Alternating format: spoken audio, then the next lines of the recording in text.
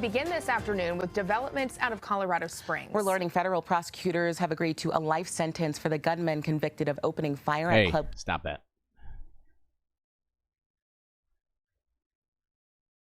Oh shit, the music's not going.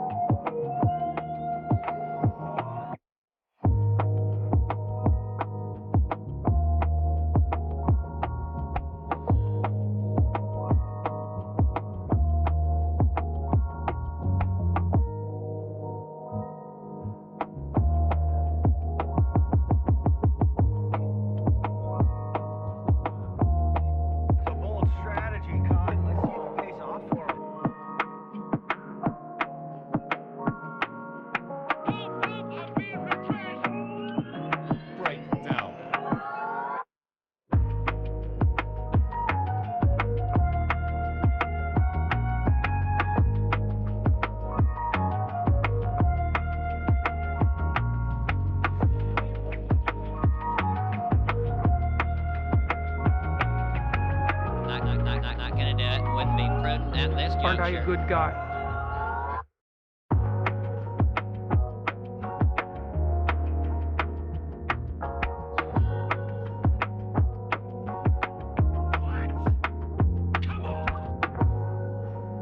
Phrasing.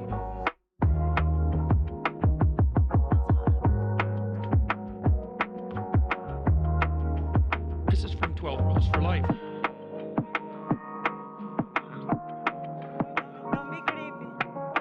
I mean, this woman is dangerous, ladies and gentlemen. Just like my wife's vagina.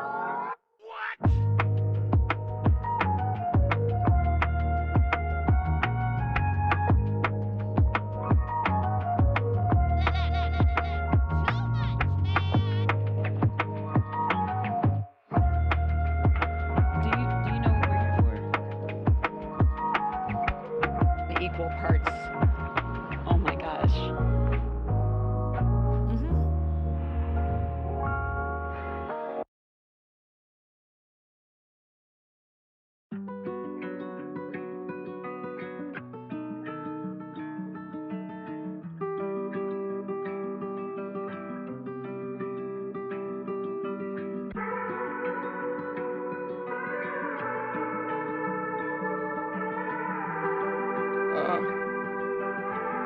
Your name, please?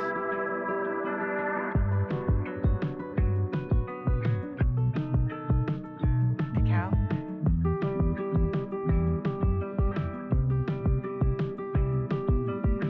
There's no point in you betraying your future self to gratify your present self. It's a stupid game. Not gonna do it. Wouldn't be prudent at this juncture.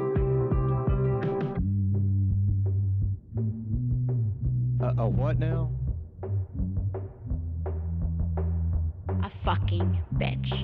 Go, go, go, go, go, go, girl, baby, girl.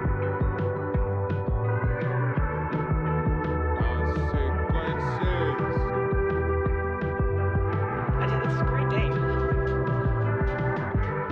For being said.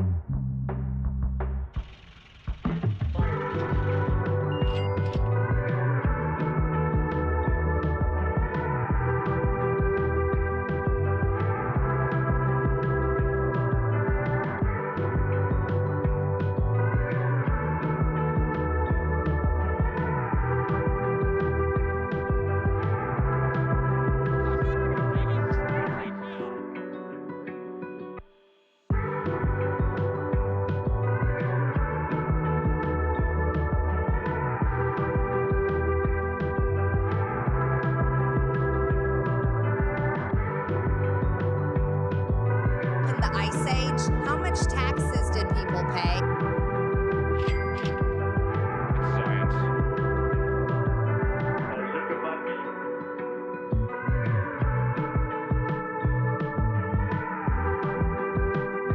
Illegal. Illegal. I did everything right and they indicted me. You supercalifragilisticexpialidocious bitch.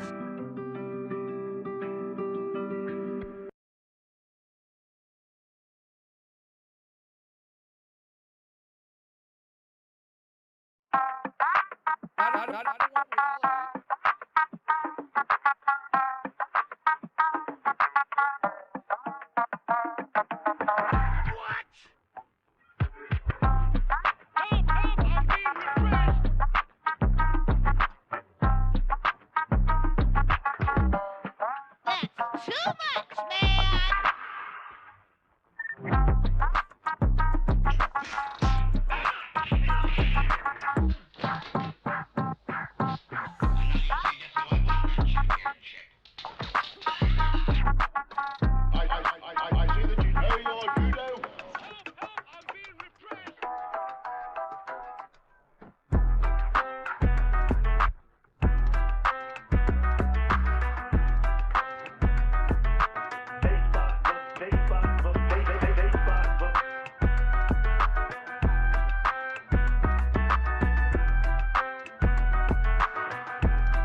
Don't even play. Do you know what we're here for? A fucking bitch. A what now?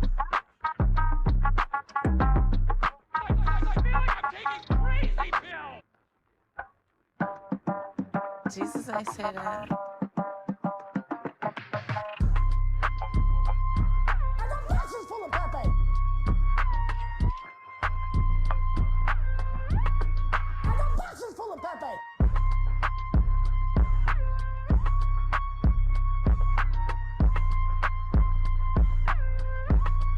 You should be ashamed of yourself for having that thought.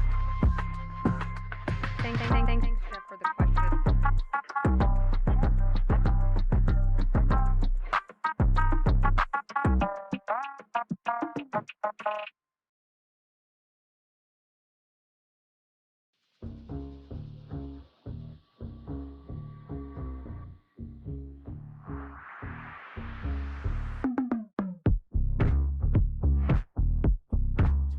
So hot right now.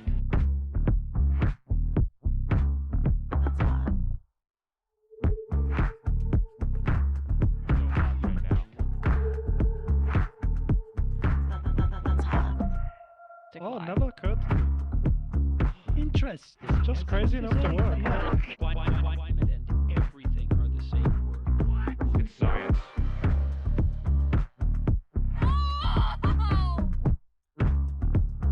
It's a bold strategy, Cotton. Let's see if it pays off for him.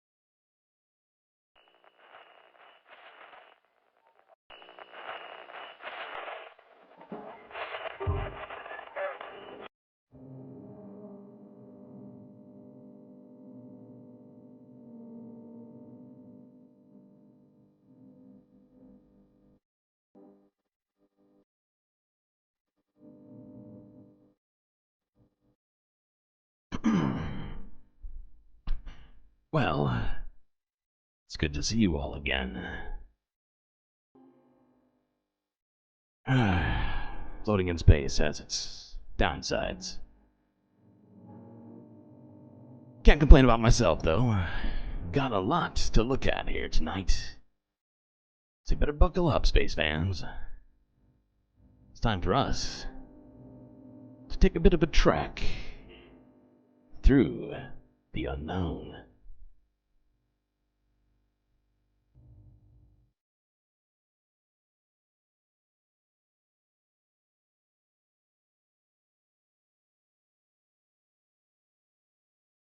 Thurrrrrssssnight.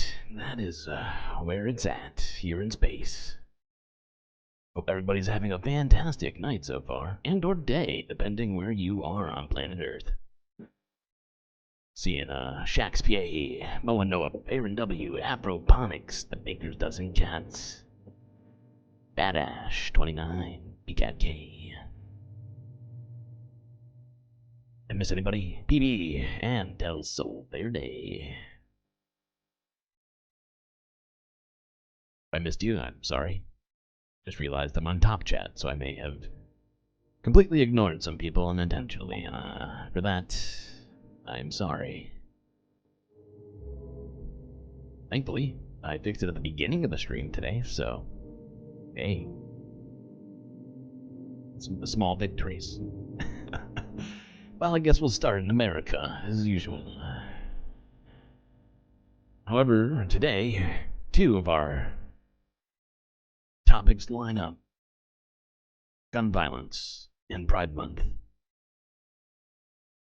But before we get to that, I figured just take a look at this breaking news. Straight out of New York. This is Herb Welch. Shots fired. Definitely gonna get copyright struck for that, so I'm gonna have to cut it out of the stream. I just wanted to have a laugh here today, because usually we start the stream off with very sad things. Mostly gun violence, and you know what? It just felt like a day to laugh. Just have a chuckle.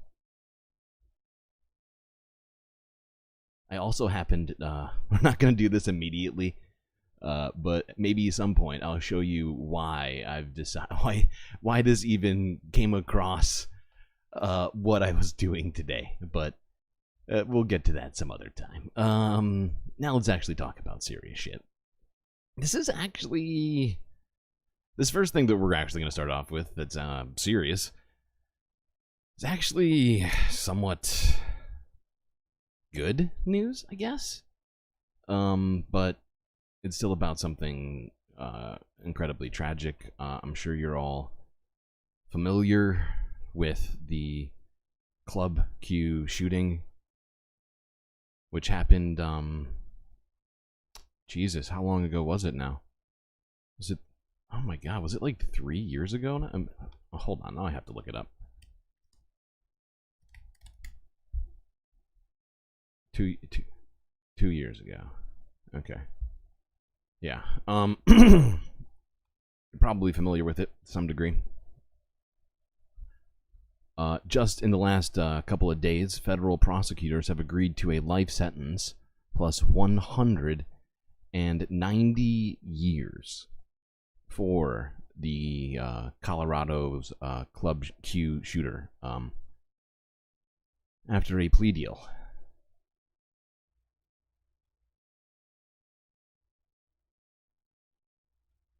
Begin this afternoon with developments out of Colorado Springs. We're learning federal prosecutors have agreed to a life sentence for the gunman convicted of opening fire at Club Q 2 years ago. It claimed the lives of 5 and left a painful wound on a community. A plea deal request has been submitted to the U.S. District Court of Colorado for Anderson Aldrich, who had pleaded guilty to state charges and was sentenced to life in prison late last year. While details of the plea agreement are not publicly available, the court documents filed Tuesday say the government is asking the court to accept the proposed life sentence, which would be followed by a 190-year sentence. The documents call Aldrich's actions brazen and calculated, and they warrant the recommended sentence. Aldrich is currently being held in the Wyoming State Penitentiary. The Department of Corrections transferred him there late last year. Okay, it just seemed like a nice upbeat story out of something horrible, knowing that somebody is at least the person responsible for this is being held accountable. Even though it's still just a fucking horrible tragedy. Over a life sentence is just pointless? Isn't a life sentence just 25 years? I don't think he's very old. Isn't he like in his 20s? You know, I think I get what you're trying to say, but that would mean he might get out like when he's 50, essentially. And I don't know. I just don't feel comfortable with that. I feel much more comfortable knowing that he'd have to live 215 years to get out of jail. That's just me. Right. Thank you, BCat. Thank you. Okay, now let's continue talking about Pride Month. First, let's look at another Colorado-related story. This is the history behind the first gay and lesbian march in Denver.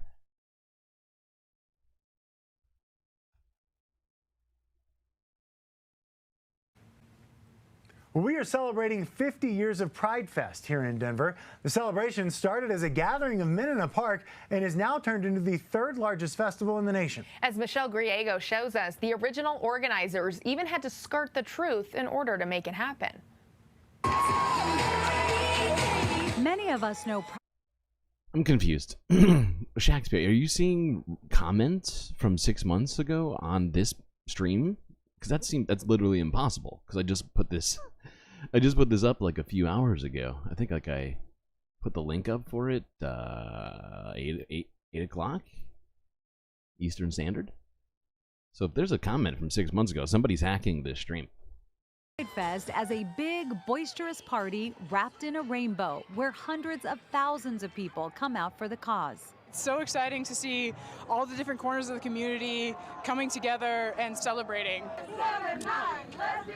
50 years ago, Pride had a humble beginning. We were sitting at a board meeting and somebody said, why don't we have a parade like they have in New York? I said, I don't know, let me go down and see if we can get one. Christopher Sloan was at the heart of it. His name is on the permit for the first official march in 1976. They said that we could have a march. And I told them that it was a civil rights march. I didn't tell them it was gay or lesbian. Why? Why didn't you tell them? I was pretty sure we wouldn't get it if I did. Mayor McNichols was not a real friend of the community. Most of Denver was not a real friend of the community. Sloan describes an atmosphere of blatant discrimination being targeted. That's very strange. I'm seeing what you're talking about in the Discord right now. What? South Africa? We haven't even talked about South Africa in this stream. I don't even intend to talk about South Africa in this stream. I think we've covered a lot on South Africa recently, but certainly not on this stream. Hold on, I need to look and see if I can see these comments. I think you're the only one, because the fact is if there were comments on this stream, I would be able to toggle to them. Something strange is happening right now, Shakespeare, and I don't know what you've done. Seems like magic, some kind of wizardry. Targeted by police. If you were in a gay bar and you touched another person on the shoulder and Vice Squad was there, you could get arrested. Your picture would go in the paper. You'd lose your job. You'd lose your apartment. And that's what it was like 50 years ago. I mean, you're talking about 1979. Yeah. City of Denver is victimized by homosexuals. As you look at the old headlines and stuff, Oh my God, I forgot about this right here. This is a ridiculous fucking headline. Like, the amount of pearl clutching just in those 5 words right there is unbelievable. It's professional level. Sometimes gets scary. To be gay, Sloan said he had to walk away from his wife, his child, his parents, his entire support system. He stepped right into the shoes of Christy Lane and built a new family. One of the things that we were doing often here is about every 4 weeks, a kegger would happen right over there on the corner. The parties turned into fundraisers to help friends in need. We paid for funerals, part of funerals. Sometimes we paid to help somebody get an apartment. They also became the foundation for Pride Fest, an occasion for this close-knit community to show a united front and send a clear message. What you require of us is that we stand up and that we say, yes, we are different, and yes, we are beautiful, and yes, we are good, and if you will listen to us, we will form a mirror for you in ways that you can't be mirrors for each other. A message that echoes across the decades and draws more support and strength with each passing year. Our life. Yeah, the backslide in recent years is pretty troubling. Obviously, the progress we've made since the 70s, where people were just being jailed for being gay and having their pictures put in the paper, being, legally discriminated against on all levels. Some of that has changed, but like you're saying, there's definitely been some amount of a backslide.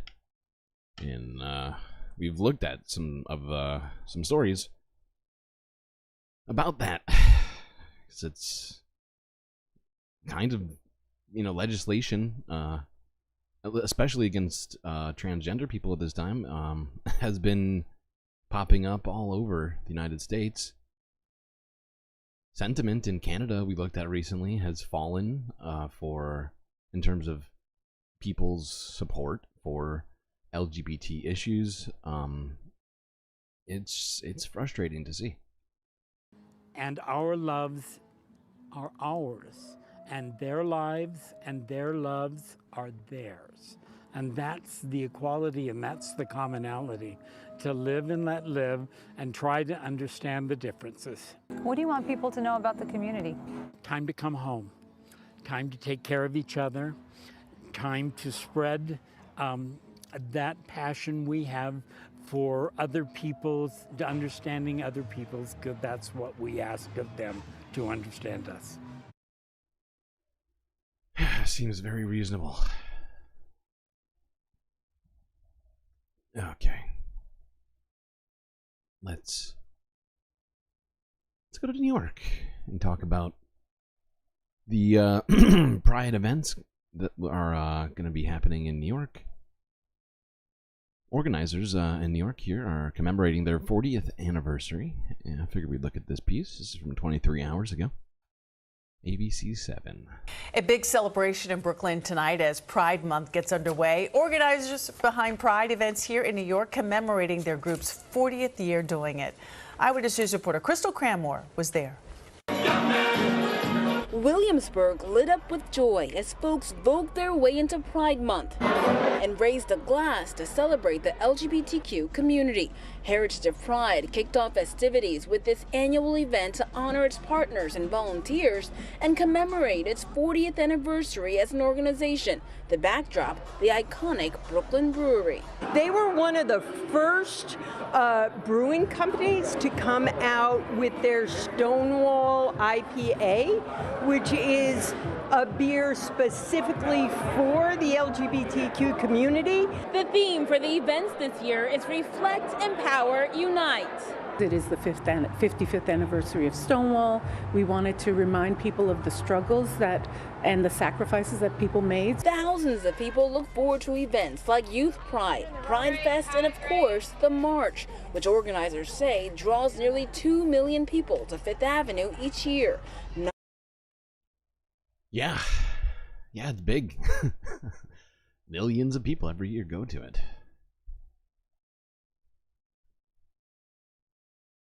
Okay, now I think most people here have seen this, but for anybody that hasn't, I just want to look at this again, because this really frustrated me, and I'm still like, how is this a thing? But, of course, we're living in a crazy world. I feel like I'm taking crazy pills! This is from a day ago. ABC News. Colorado GOP. That's right, the whole party in Colorado calls for the burning of all pride flags in fundraising email and on Twitter. Really diversifying their hatred.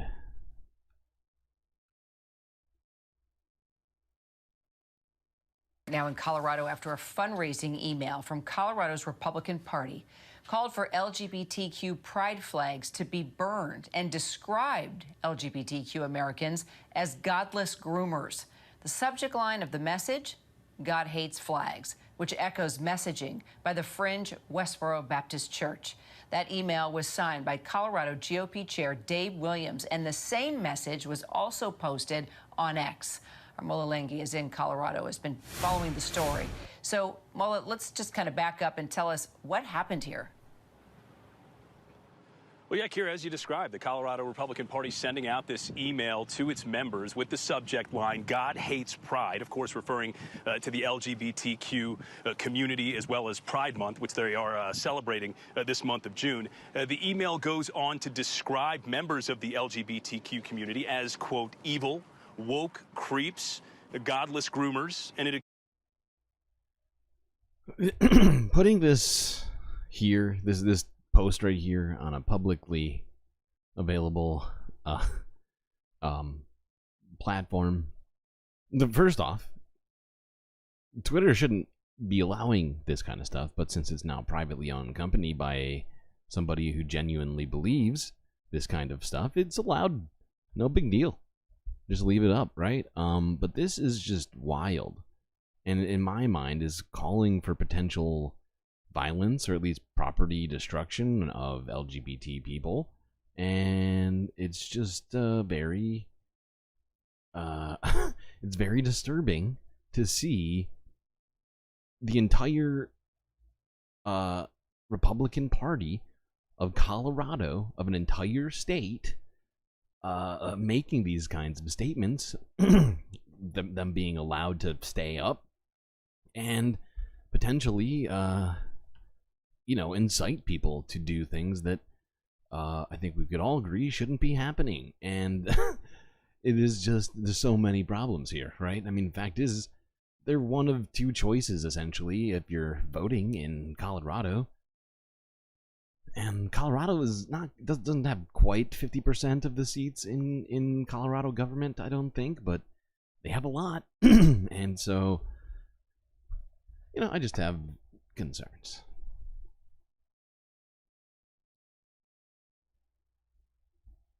Now, both senators, I'm pretty sure, from Colorado are Democrats, but it's just on one level of the government. All right, let's move on. Gods are overrated and inferior to goddesses. I think we can see that clearly in most Greek mythology. Okay, let's see. Okay, I wasn't sure where to put this story, but I figured this is as good a place as any. Let's go to this. We talked about this, I think a few months ago, where a woman was left on the tracks in the back of a cop car. That car was hit by a train. She was badly injured, survived. Now, according to CBS Colorado from a day ago, that woman has now been awarded $8.5 million by a court.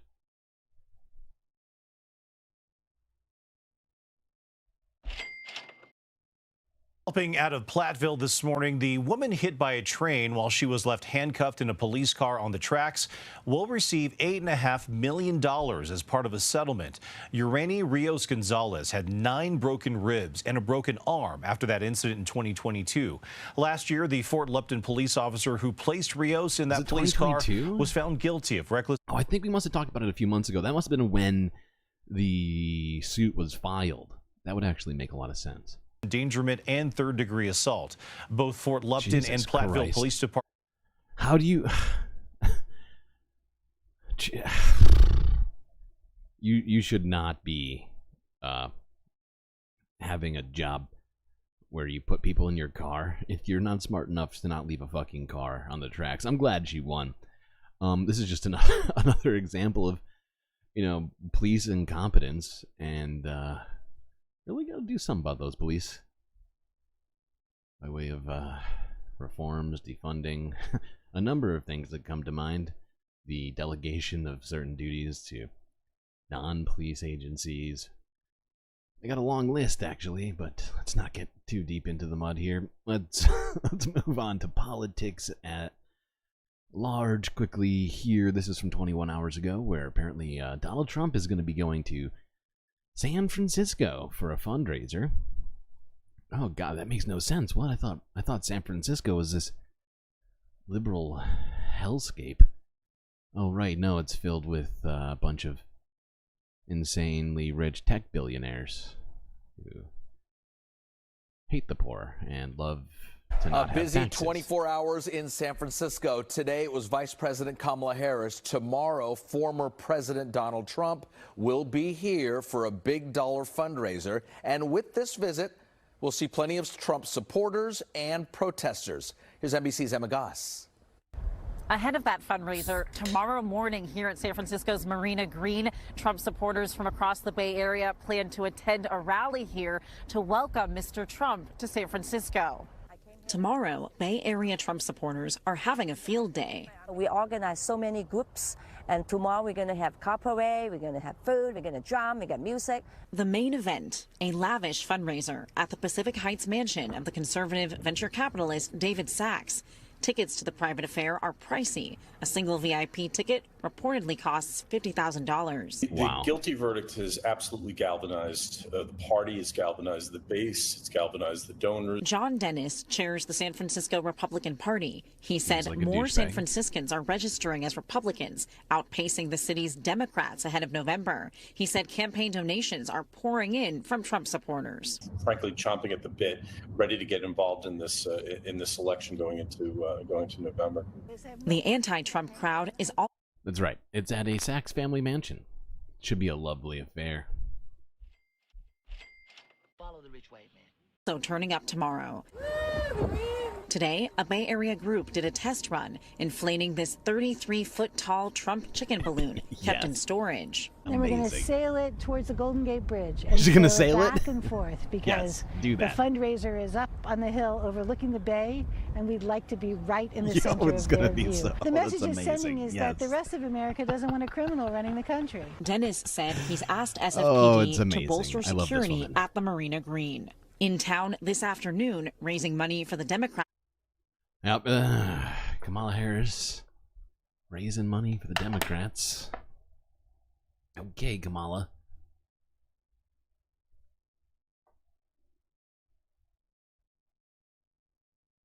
What was I doing? Ah, yes. Moving on through political stuff. This is just breaking. I think at one point I may have wrongly suggested that this Georgia election interference case was being allowed to go on.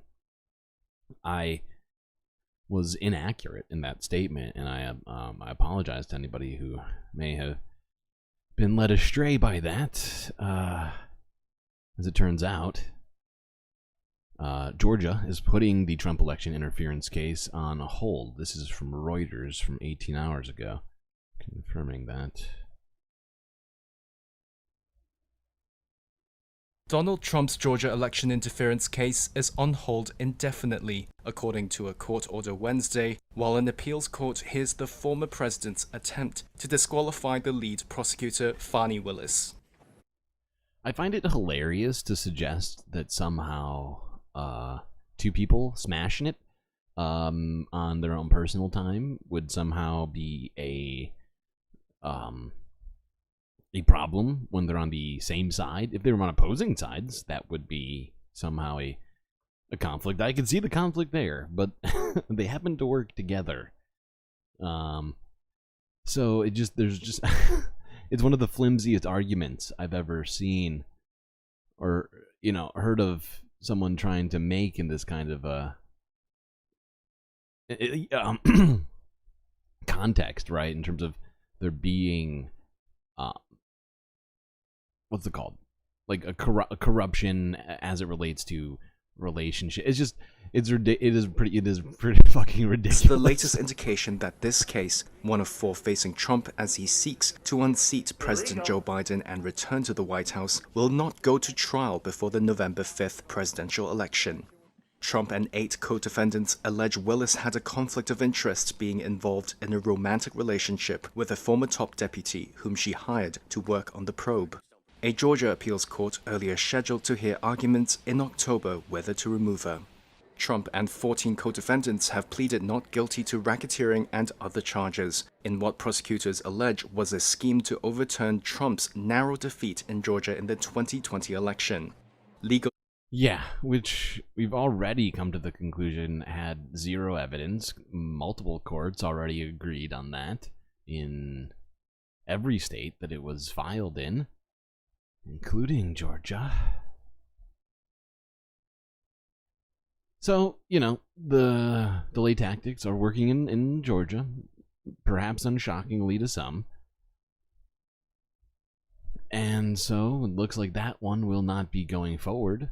Don't forget, though, there's 3 other cases still going on right now. The one in Arizona, the one in New York, technically, because there's still been no sentencing hearing yet, and the one in, is it New Mexico?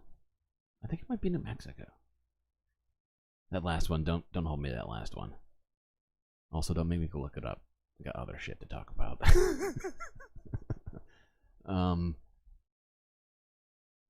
They made her fire her top. They did. Yeah, they did. Then they claimed that taxpayer dollars were used to go on vacations, which turned out to be false. But they are still continuing to press the issue, and the judge in Georgia is allowing it.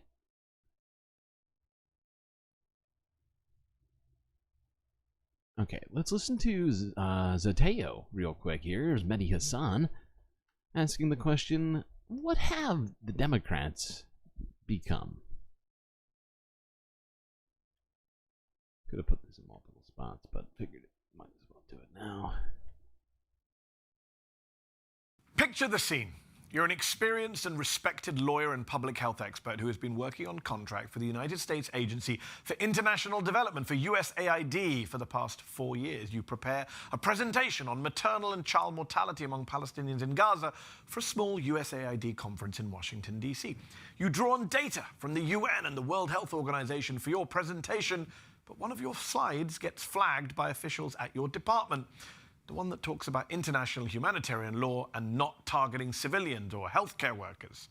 It's inappropriate, they say, so you take it out. You also take out all references to Palestine at their request. And yet, US... whoops. I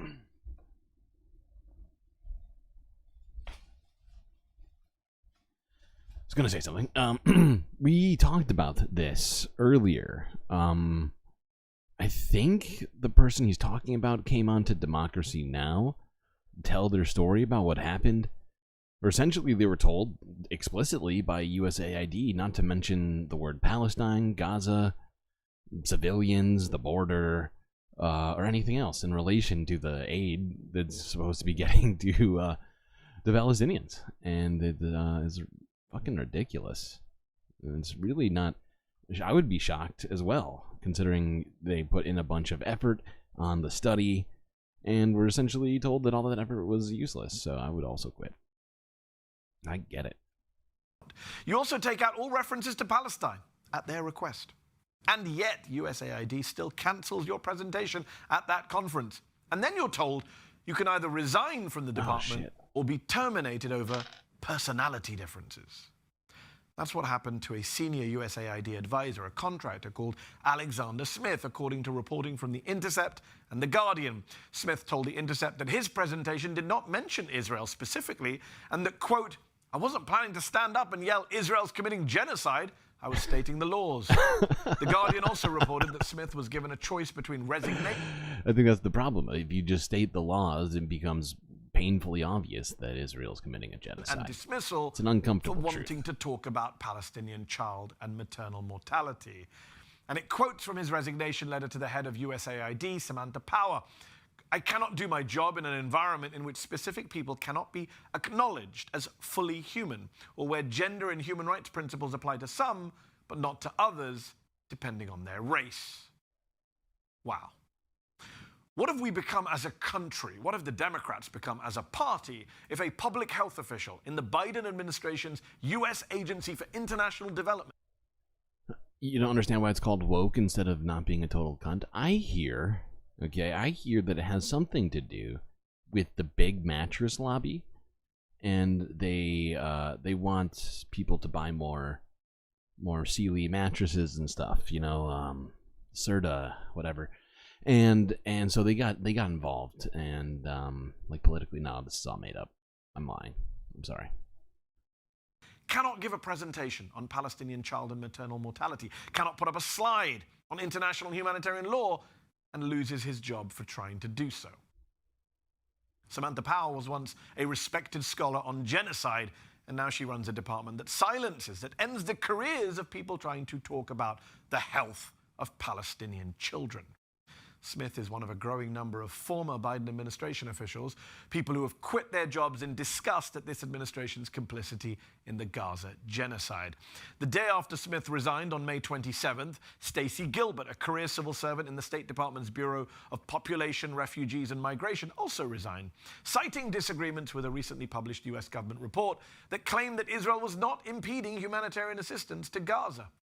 On this show, of course, just 2 weeks ago, we hosted three former administration officials, 2 from the State Department, 1 from the Education Department, all of whom resigned, saying they could not stay silent as the Biden...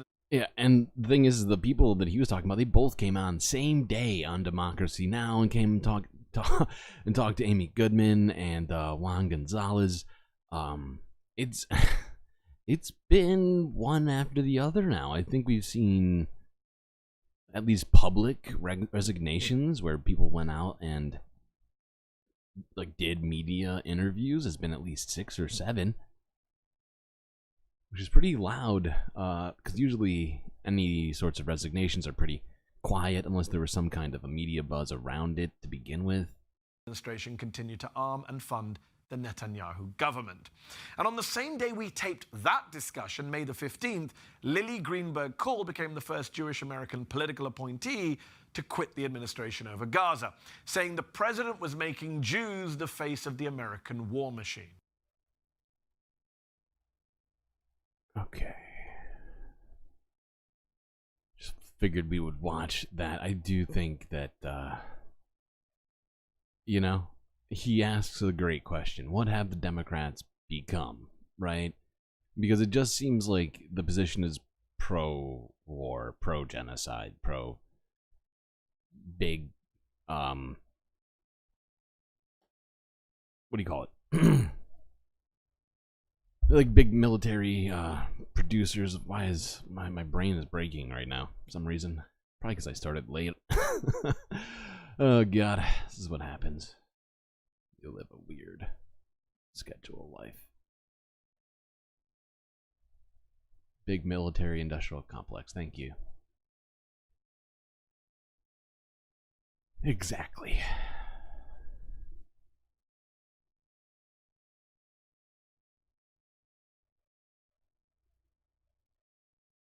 Pitchforks is the Terminator. I'll be back. All right, now let's quickly talk about a couple things here before we directly get focused on our climate change portion of the broadcast, as well as, you know, just the weather and ecological events that have happened, or that I think we need to talk about today. First, though, let's look at this from a day ago. According to Global News, a BC university's oral insulin drops could completely change diabetes medication. This is really interesting. You probably are aware, diabetic people have to inject themselves with insulin at different times of the day, constantly be checking themselves, and all of that. This could drastically change the way that people deal with their diabetes treatments. Let's look at this.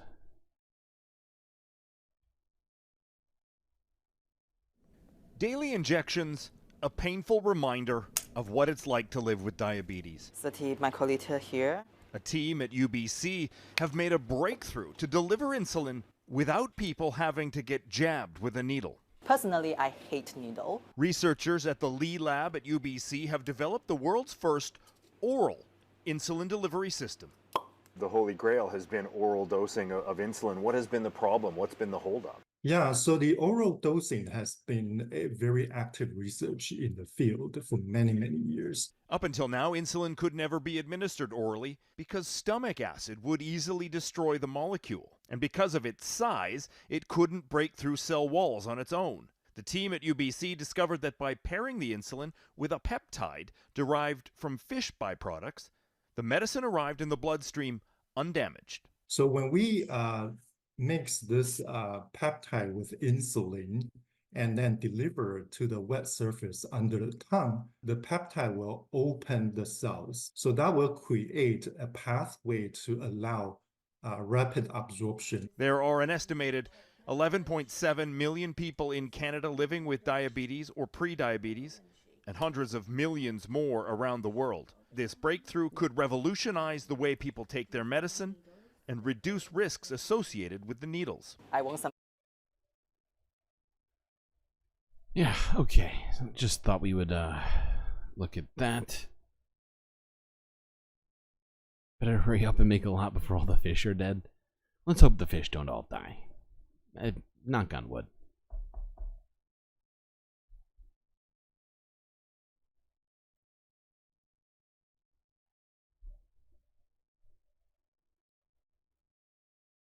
Okay.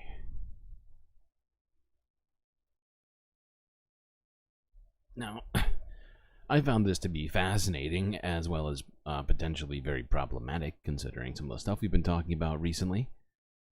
This is from 20 hours ago from Reuters. According to them, and also just facts, Nvidia, the chip maker, and specifically the AI chip maker, which has been almost their entire focus as of late. They were not known for that for most of their history as a business. They have now passed Apple and have become the second most valuable company, essentially in I think the world. They're worth like $4 trillion or $3 trillion or something like that now. Just wild. Let's look at this. Nvidia has overtaken Apple to become the world's second most valuable company. Shares in the chip maker jumped over 5% Wednesday, taking its market value to a little over $3 trillion. That put it just ahead of the iPhone maker. Nvidia stock has been soaring on bets it's going to be the big winner from the AI boom. The firm's chips power products like ChatGPT and are in hot demand around the world. It has raised sales forecasts over and over again. That has seen the stock gain 147% so far this year. Now some analysts say it looks likely Nvidia could overtake Microsoft as well to become the world's most valuable company. Okay, so yeah, they're now the world's second most valuable company. You've never even heard of them before now. Absolutely. Well, the fact is they've been around for decades, making graphics cards mostly for personal computers. That was what they were always known for. And then in a short period of time, they dedicated themselves to making chips directly focused on supercomputing and AI, and became like the leading producer of them. Now, this $3 trillion valuation doesn't necessarily reflect one-to-one just how many chips they've made and sold. It just has what would you call it?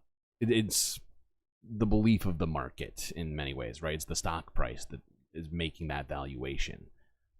But the fact is they are selling an insane number of these chips across the world, and with that, I think there's some implications that maybe most of us are aware of environmentally, but in case you're unaware of it, AI computing, the data centers required for AI have been having pretty serious effects on the climate and could become worse and worse exponentially as it's adopted. And I think that really this $3 trillion valuation, if anything, it says that all the people with all of the money believe that AI is what they have to invest in to completely, take out the equation of labor in in their capitalist enterprises and things like that, right? To be able to outcompete humanity in a way. As I think they all know that there's an undercurrent right now of labor solidarity and movements around the world. If you look around, we've seen a bunch of them. They're, not just in America. They're all over the place. I'm trying to think of some of the ones we've done. I mean, we've looked at South Korea. I think we've looked at South Africa. We've looked at places in Europe. But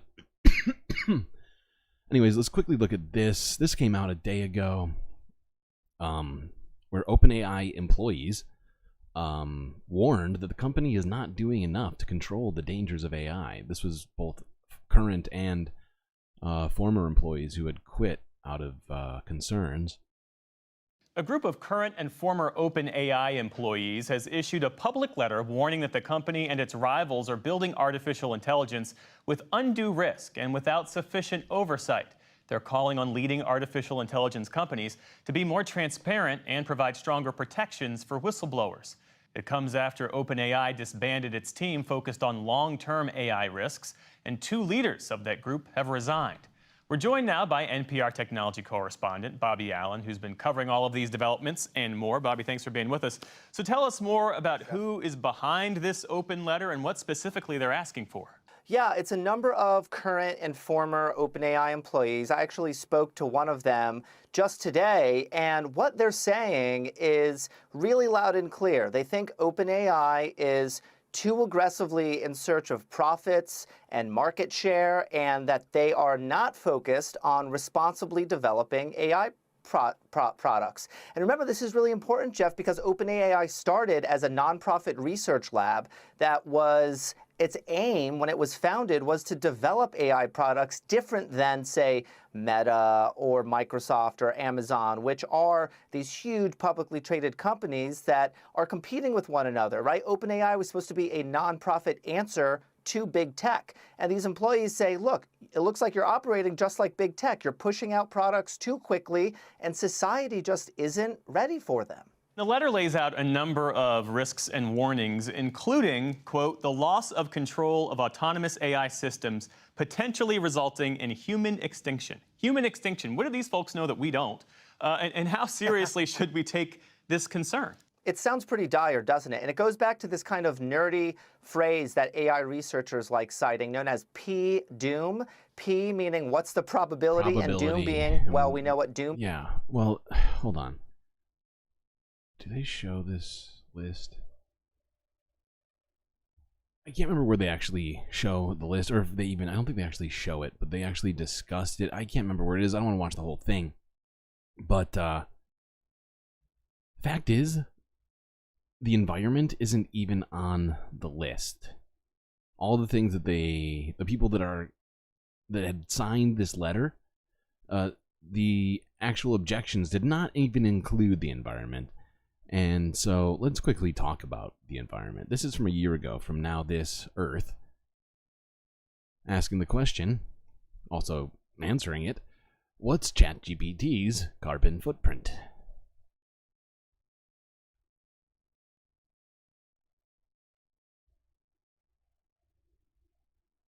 I just asked ChatGPT what its carbon footprint was, and instead of a straight answer, I got this response. However, Difficult reports to determine. from MIT and Stanford that have looked into this show it's a lot. According to MIT, training and running AI models in general can emit nearly 5 times the lifetime emissions of the average American car.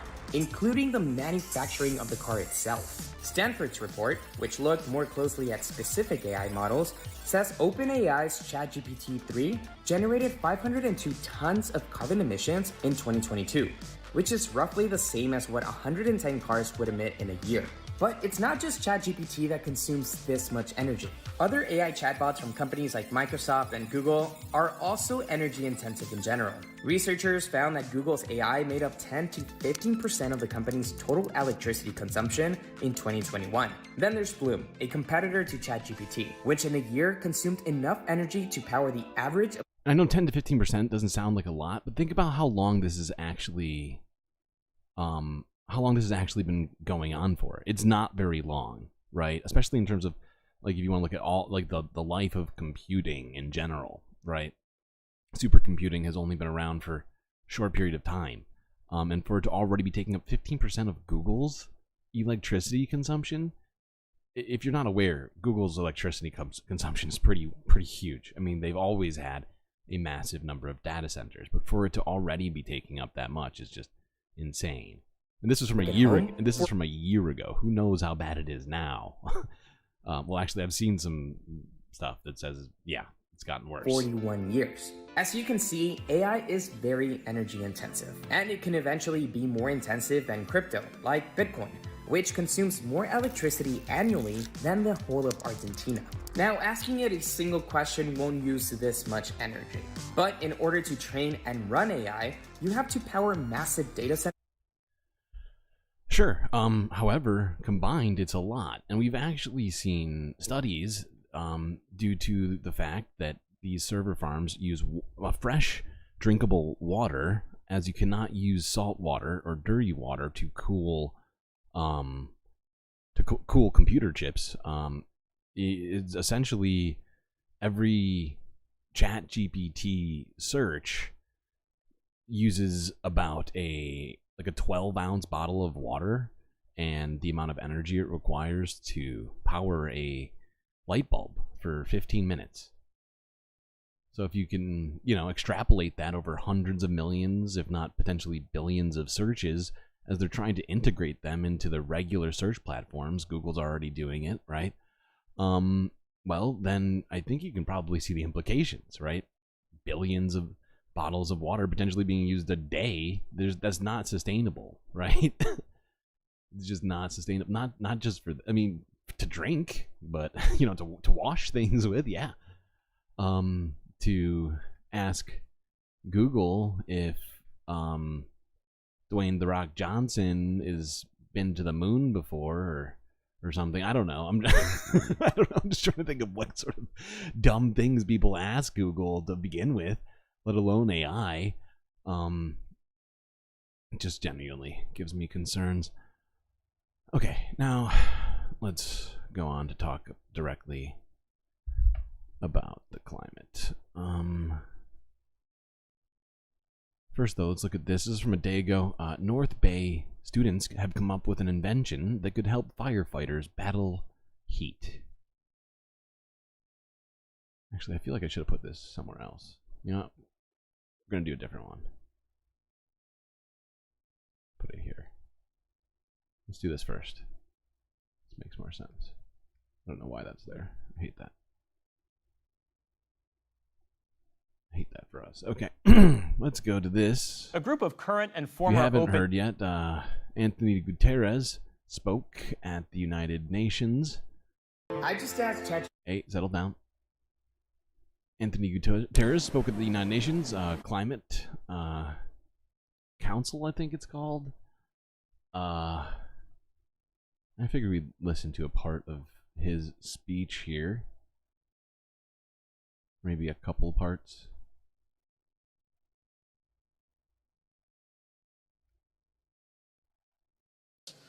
Officially reports May 2024 as the hottest May in recorded history. This marks 12 straight months of the hottest months ever.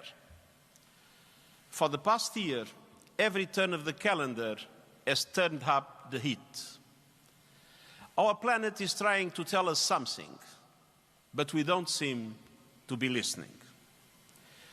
Dear friends, the American Museum of Natural History is the ideal place to make the point. This great museum tells the amazing story of our natural world, of the vast forces that have shaped life on Earth over billions of years. And humanity is just one small blip on the radar. But like the meteor that wiped out the dinosaurs, we are having an outsized impact. In the case of climate, we are not the dinosaurs. We are the meteor. We are not only in danger, we are the danger. But we are also the solution. So, dear friends, we are at a moment of truth. The truth is, almost 10 years since the Paris Agreement was adopted, the target of limiting long-term global warming to 1.5 degrees Celsius is hanging by a thread. The truth is, the world is spewing emissions so fast that by 2030, a far higher temperature rise would be all but guaranteed. Brand new data from leading climate scientists released today show the remaining carbon budget to limit long-term warming to 1.5 degrees is now around 200 billion tons. That is the maximum amount of carbon dioxide that the Earth's atmosphere can take if we are to have a fighting chance of staying within the limit. And the truth is, we are burning through the budget at reckless speed, spewing out around 40 billion tons of carbon dioxide a year. We can all do the math. At this rate, 5 years. The entire carbon budget will be busted before 2030. The truth is, global emissions need to fall 9. Some days it feels like our governments and companies are shooting for 1.5 rather than trying to not get to it. They see it as being somehow a target, and then somehow they'll, I don't know, level out or something, and it just is wildly irresponsible. Oh God, I hate this. % every year until 2030 to keep the 1.5 degree limit alive. But they are heading in the wrong direction. Last year, they rose by 1%. The truth is, we already face incursions into 1.5 degree territory. The World Meteorological Organization reports today that there is an 8% chance the global annual average temperature will exceed the 1.5 degree limit in at least one of the next 5 years. In 2015, the chance of such a breach was near 0. 10 years ago, the chance of that was near 0.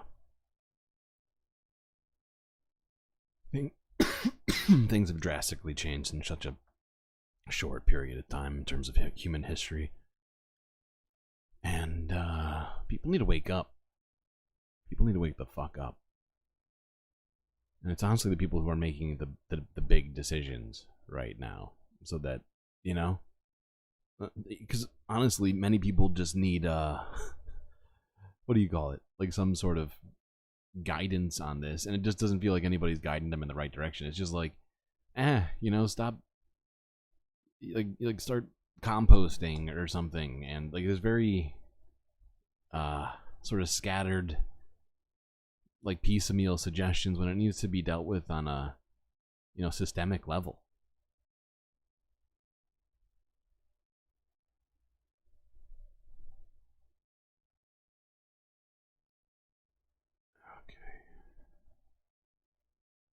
All right, let's talk about a few things here relating to the, what do you call it?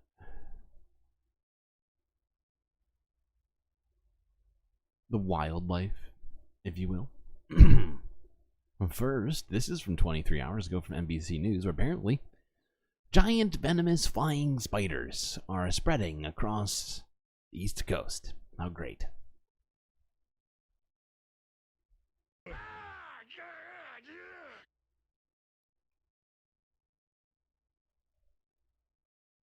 If you have a fear of spiders, this venomous flying Holy arachnid shit. will send you running. Oh no, I got to go. Like, no. Mm-mm. And experts believe the Joro spider could descend on the East Coast later this year. The brightly hued bug native to East Asia first arrived on U.S. soil years ago. A leading theory suggests the critters were unintentionally transported here via cargo shipments and personal travel, first settling in Georgia. The climate here actually mimics their habitat in their native range, so it's really, really similar. So they can, exist from the southeastern U.S. all the way, north into Canada. They'll be hard to miss. They are quite large. With a lifespan of up to 4 inches and the webs are, ability like, to fly straight by up releasing yellow. silk threads into the air, reminiscent of this scene from Charlotte's Web. But this is not fiction. Across the eastern U.S., they're probably here to stay for the long term. They might look scary, but experts say they don't pose any real risk to humans and pets, except for maybe some itching and irritation if bitten. They are not notoriously aggressive. They feed mostly on yellow jackets, mosquitoes, stink bugs, and that invasive species, the spotted lanternfly. While the Joro is also considered an invasive species. Wait, what was that? They feed mostly on yellow jackets, mosquitoes, stink bugs, and that invasive species, the spotted lanternfly. Oh my god. I missed that. Spotted lanternfly and stink bugs have honestly become a huge problem for certain parts of the United States. That hey, could even itself out. I don't know. While the Joro is also considered an invasive species, experts say if you do see one, it's okay to leave it alone.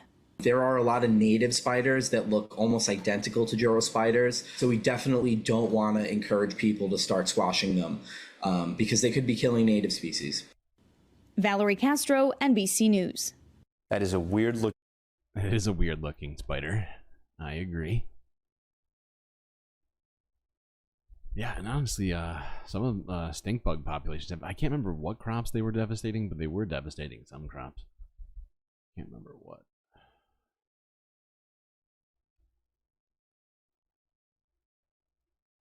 Either way, they are pretty fucking creepy. Doesn't sound like they're too dangerous, so, scarier. They look scarier than they are, apparently. Okay, let's look at this from a day ago. NBC LA, where wildlife encounters are rising in the foothills of California. You live in the foothills, you're likely no stranger to wildlife, but some LA County officials believe bear encounters are becoming all too common. That's right. In Sierra Madre, there's been nearly 100 bear sightings in just the past 4 weeks. NBC4's Tracy Leong explains what's being done about it. Hello? Are you nice? Hello. You're in my house. Get out of my house. You're a bear. Mr. Bear. Cell phone video shows a bear casually walking into a kitchen in Sierra Madre. That did You seem hear pretty the casual. homeowner asking it to leave multiple times. Then when he followed it outside, he saw another bear in the yard as well. Only one at a time, guys. One at a time. You're going to bust the fence. Don't break my fence. Don't break my fence. This type of encounter has become extremely common in the foothill community. This week, I saw them 3 times, and it was late at night. Debbie Taylor has lived in Sierra Madre for 13 years. She's not afraid of them, but is still cautious since they're wild animals. I just thought he looked like an Allen, and he stayed there for a minute, and I said, hold it just a sec, I'm going to get my phone. I'm going to take a picture. Most of the bears are taking the land back. You're right. Maybe the bear does understand. What do we know? I mean, bears might be super intelligent, just ignoring us when we talk. leave the neighborhoods on their own if they don't find food, but sometimes they cause serious damage to homes and cars searching for food. Incredibly comfortable around people. They've been born here now at this point, so this is their neighborhood too, and they don't feel threatened by us, and we're a pretty reliable food source and water, so that little trail around that loop is where Yeah, So she's totally right about that. Those bears live in that habitat. They lived there before humans showed up. And wait, you have 20 likes? Okay, hold on. That's a 2. That's a 2. That's gonna get you a Cisco.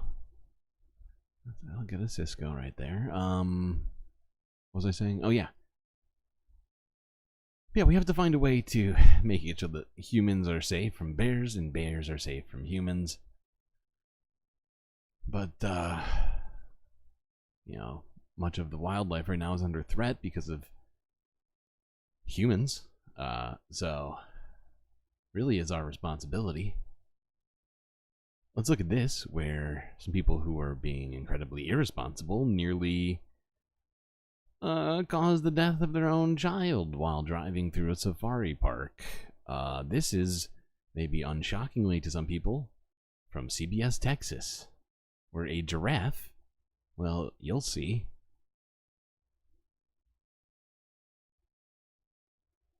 A Texas family got quite the scare while on a trip to Fossil Rim Wildlife Center over the weekend.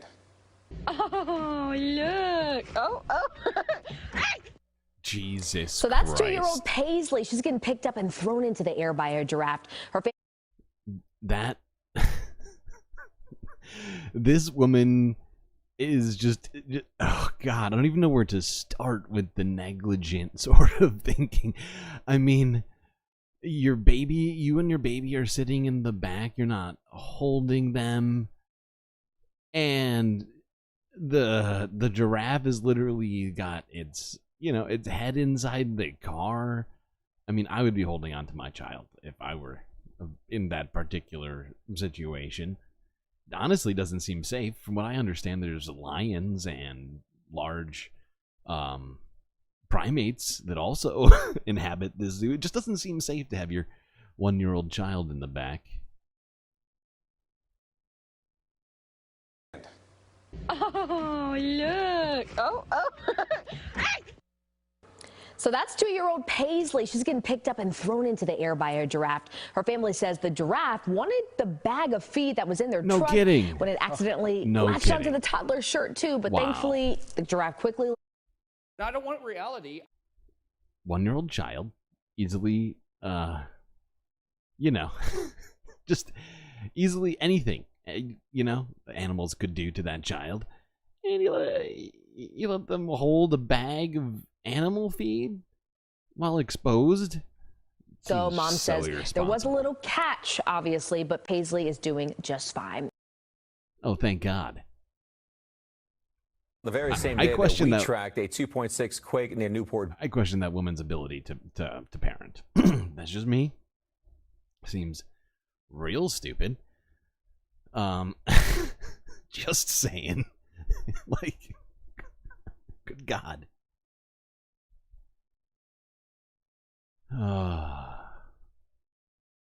People need more like intelligence, less religion, please, in this country. Too many dummies running around. I'm just gonna say it. I don't care. I don't care what people say. It's true. More sense, less Jesus. All right. Apparently, now I'm not claiming this is climate change related, but we also pay attention to just ecological stuff happening. This is from a day ago, where apparently a Shake Alert earthquake app is getting an upgrade. Apparently this is some sort of software that helps people know ahead of time when a potential quake is detected. Well, even during a hot day like today, firefighters put their bodies on the line in the Whoa. most extreme conditions. What is happening? This is not the story I was going to. Just happened. Oh, I went past it. Good job, me. Here it The is. very same day that we tracked a 2.6 quake near Newport Beach. Some good news on early warning technology. NBC4's Alex Rozier live in Studio City with more on an update set to roll out before the shaking starts. Alex. And Michael, it's something that is on the minds of many here in Southern California. A question of when will the big one hit? Well, if it does, this new technology, the USGS hopes, will give you a few seconds notice to take cover. We detect the earthquake the moment that You were at an animal park, you were driving through it, and an ostrich stuck their head in the window. Oh yeah, that would be scary. Ostriches are bigger than they look like on TV.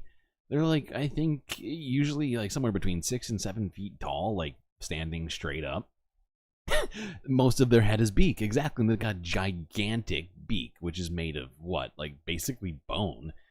I mean, it's scary. It's fucking. You've ever seen one of those necks? They're incredibly muscular. reaches the surface. Robert DeGroot is with the USGS Shake Alert Operations Team that works to detect earthquakes as soon as they hit Southern California. Seismic stations tell us how fast the ground is moving, and these other stations tell us how far it's moving. Actually, I think it's more similar to hoof than bone, but whatever. I think the distinction's pretty both of them together, lost on we can get a your soft better body sense parts. of how much those big earthquakes are going to impact a region. So we have seismometers that pick up the ground motion. We move that information to a processing center in a matter of a fraction of a second. We process it, and then we start pushing out the information so alerts can be delivered within seconds to people's phones. How much advance notice could people have? One of the factors that sort of determines when... Is it made of keratin? I was going to say that, but I didn't want to just randomly shoot out some... something that I didn't have like directly in front of me. But yeah, that sounds right. People get an alert on their phone is how far they're away from the epicenter of the earthquake. Seconds is generally how long people will get before they feel that strongest shaking. And really, that's all it takes for people to really take that protective action, to drop cover and hold on to be safe. DeGroot said his team is also working with emergency responders and transportation teams, so life-saving automated steps can be taken too, as soon as big quakes hit. Since we have people on the West Coast who are often subject to possible earthquakes, I figured like that would be a good story to look at, as well, your earthquake detection systems have been improved. So, hey, a small victory. Little W. Okay. Now let's talk about what I was talking about earlier. North Bay students coming up with an invention that can help firefighters battle the heat. I think I saw somebody in the comments ask if it could help them battle the heat. I guess potentially, but I think it's mostly focused on firefighters.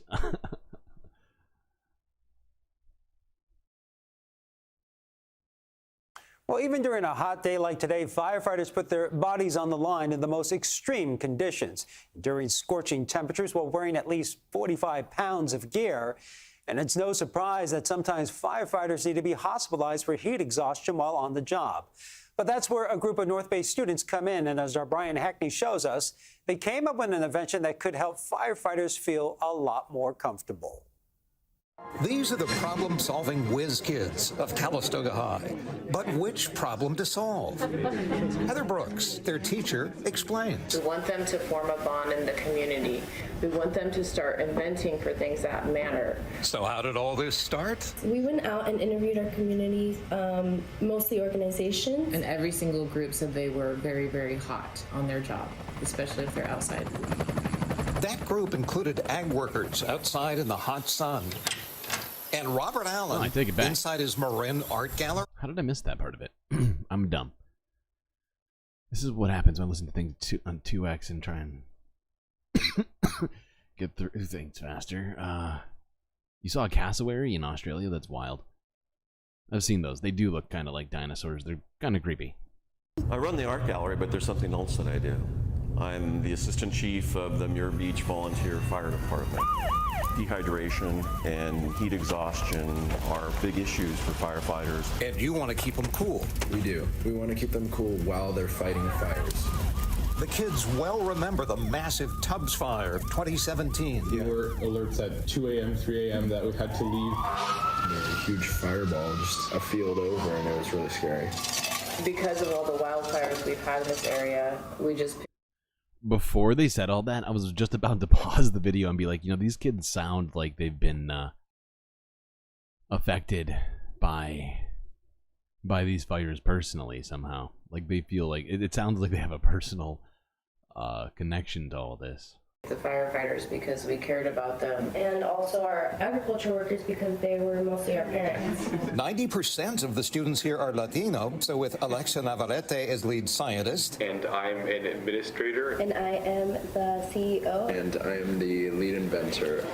They designed a kind of cooling smartware, experimenting, finessing, rejecting ideas. I do have to do that sometimes. Until their device actually did keep a firefighter cool in a hot sauna. So what is the breakthrough device? If we showed you, we'd have to kill you. This idea is top secret. Yes. We're hoping to be patent pending by June, and we don't have protected by the Patent Bureau yet, so anybody could come in and copy it, and we lose our ability to claim that it's our device then.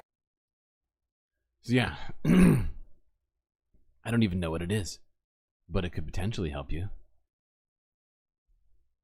I really want to know what it is. I don't know about you. Alright, now since we're talking about heat, let's look at this video from a day ago. Reuters. Warning of climate hell after the 12 hottest months on record.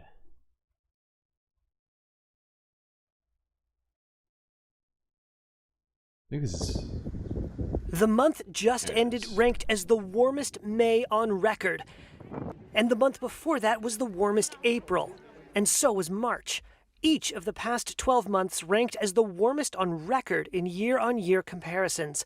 That's according to the EU's Climate Change Monitoring Service on Wednesday. The global temperature rise underscores a chilling reality. Our planet is trying to tell us something, but we don't seem to be listening. UN Secretary General Antonio Guterres on Wednesday raised alarms over another report looking at the years to come. The UN's World Meteorological Organization reported there's now an 80% chance, up from 66% last year, the planet will see a calendar year with an average temperature that exceeds 1.5 degrees Celsius above pre-industrial levels. Climate scientists have warned that an average rise of 1.5 centigrade globally would result in extreme and irreversible impacts. We are playing Russian roulette with our planet. Absolutely, Anthony. Absolutely. Now let's look at this. Start taking a look at actual current events, not just people talking about them in relation to the weather.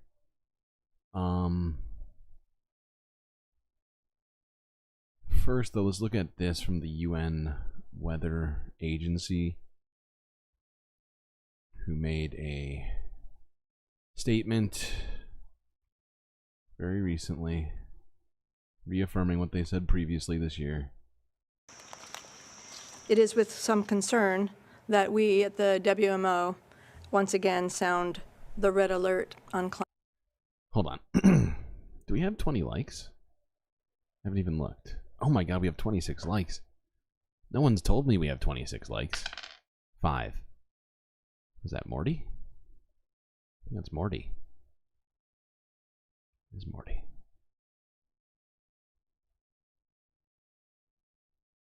My god. Okay, I don't know how long it's been like that. Sorry, everyone. Let's go back to the beginning of this.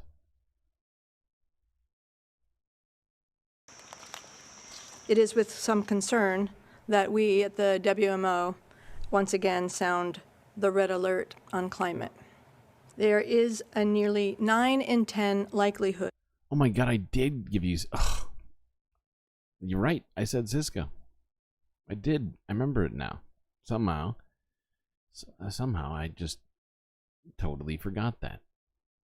So now you get a free Morty because I've already put Morty up. Not going back. We've gone too far. That at least 1 year between 2024 and 2028 will be the hottest on record. Even hotter than 2023, which smashed all temperature records. And this report makes it clear that we are on a record-breaking warming path. It's expected to get even worse over the next 5 years.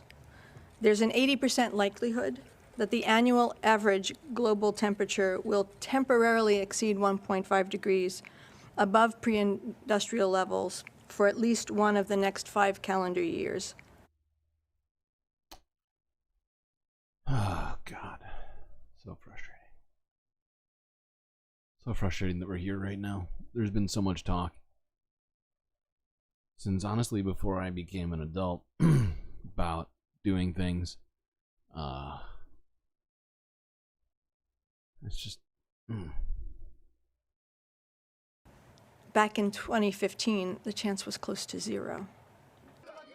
Beyond the predictions and statistics is the stark reality that we risk trillions of dollars in economic losses, millions of lives upended, and destruction of fragile and precious ecosystems and the biodiversity that exists there. What is clear is that the Paris Agreement target of 1.5 degrees C is hanging on a thread.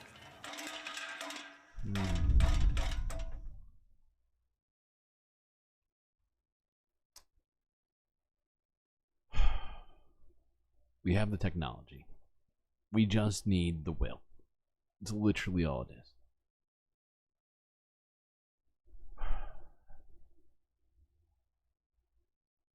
So many other things we could be using other than oil to power our electricity grids and our cars,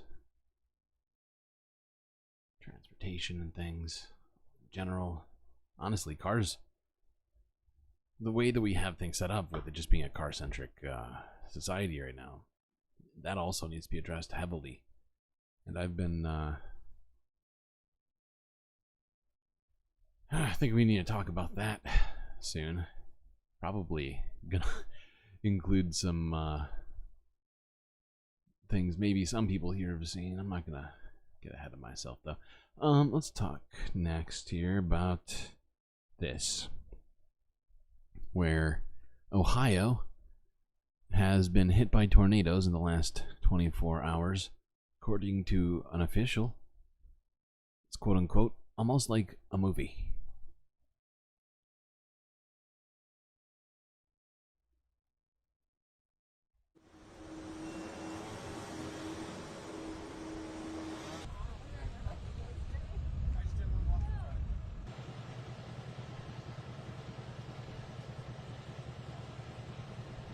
There is a lot of damage, very extreme houses that are missing their roofs, missing walls, some just complete loss. They're just laying in piles.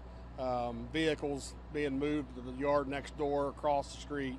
Just it is almost like a movie, you know, things that we haven't seen in this town. So it's kind of shook the town to the core.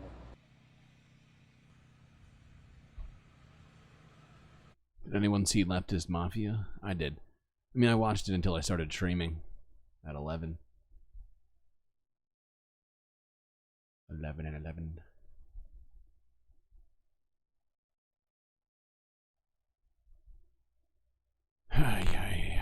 There's been so many tornadoes this tornado season, and we're technically out of official tornado season and entered hurricane season, and yet the tornadoes are just continuing on right now.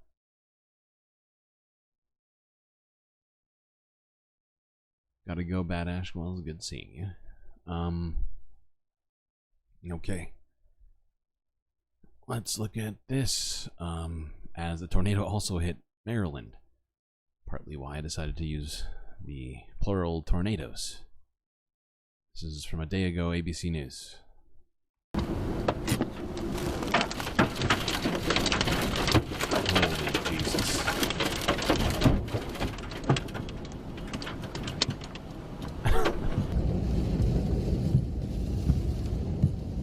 Oh my God, you can see it all. Just... Oh my, oh holy. Did you see the light moving back and forth? I thought it was gonna come off.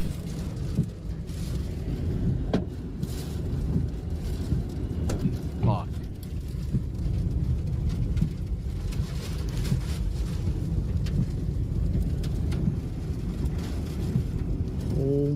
God.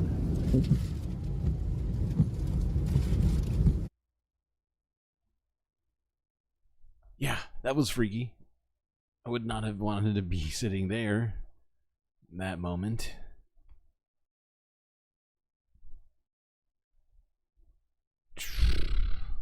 Okay, there's more to see from this tornado in Maryland, so I'm just going to move us forward. This is the AP from 11 When the hours tornado ago. hit, I just hear loud thuds and banging on the window.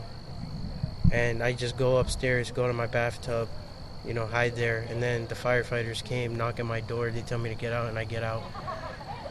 And thank God I wasn't hurt, and thank God everyone at my house was at church. And this is just, you know, material. It can be replaced or fixed. And no one got hurt, so that's all that matters. I probably have to get a hotel tonight. I can't go in because we have the yellow tape, so we can't pass by until maybe tomorrow, probably even the weekend. They need to get a crane or something to get the tree off. The ground completely ripped out of the ground. All right, we're just gonna go straight to this next one. Oh, this is the same one. Why'd you guys use a different thumbnail? Hate you. Okay. Let's go south. What do you say? Let's go south. This is from 6 hours ago, where a community off the coast of Panama has been forced to evacuate as rising sea levels is threatening their entire island.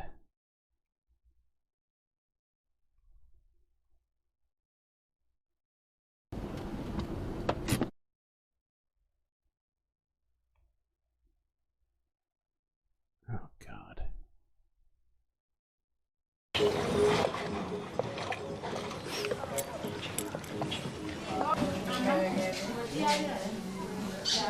Indigenous Guna families are being evacuated to a new community as rising sea levels threaten their island home. What am I going to miss is that we have always lived together as a single family. But over there, it will be different because we are going to split up. We're not going to live in the same house. Climate change is effectively destroying an entire culture. I mean, I'm nutshelling what that woman said, but I think she makes a very good point. Ahora mismo yo no estoy Right acostumbrado a now, vivir allá. I'm not used to living there. I Prefiero vivir prefer to acá que en la ciudad. live here than in the city.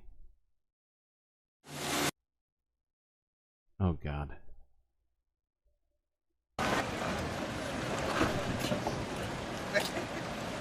Nosotros del pueblo Cuna, nosotros usamos hamaca para dormir. Y yo vengo y duermo en hamaca todos los días. No tengo cama allá. Donde yo vengo nosotros no tenemos cama. Ahora con ese cambio, claro, uno se siente, vamos a ver, que algo que vamos a experimentar algo nuevo, ¿no?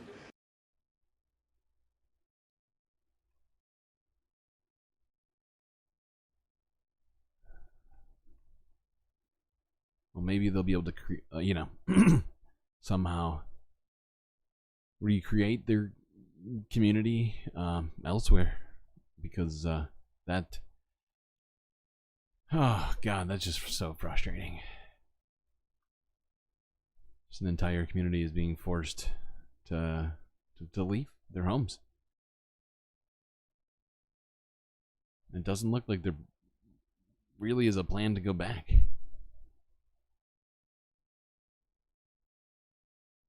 Heading out, AC? Well, alright, you get some sleep. We're gonna go further south, though, here to Rio, where an environmental effort is attempting to restore the Olympic waterway scenario.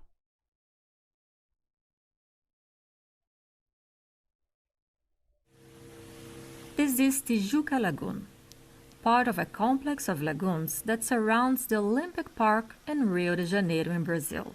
It's a mangrove environment home to caimans and crabs. Long polluted by sewage and garbage, this aquatic ecosystem was supposed to be cleaned ahead of the 2016 Games. That never happened, But now, finally the work is underway. Nessa etapa de execução In do this projeto de execution stage dragagem, of nós the temos dredging dois grandes project, we have two objetivos. main O goals. primeiro The objetivo first é goal reconstruir is to a rebuild conexão the entre as lagoas e das lagoas com o oceano, the melhorando lagoon essa and troca the ocean, hídrica, improving e water com esse exchange. material dragado, a gente também With fazer the o dredged tamponamento material, das cavas we'll cover the artificiais, que artificial são grandes pits buracos originating presentes from nos sediment fundos das and sand lagoas. mining. Enough silt and filth should be removed to fill more than 900 size swimming pools. Oh God, É uma that's a revolução lot. silenciosa It's a silent que a gente revolution, what is vive aqui no happening sistema here in lagunar the de Jacarepaguá. Jacarepaguá Eu, lagoon particularmente, complex. estou I've aqui been há here for the 33 last anos, 33 years. vi esse paciente patient, em estado crítico, em estado terminal, e in a hoje critical ele já and olha, terminal já state, fala, and e today provavelmente it's em pouco already tempo está seeing indo para o and quarto. speaking.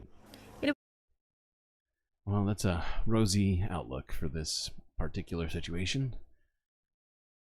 As you know, I like to insert slightly positive stories into this coverage, as we can't just constantly stare into the abyss. That's not advised.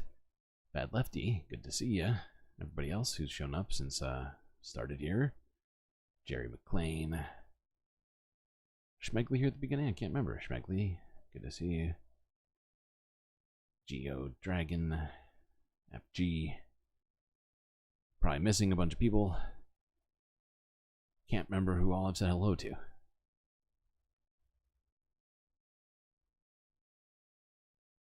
Okay, let's go even further south, but also east.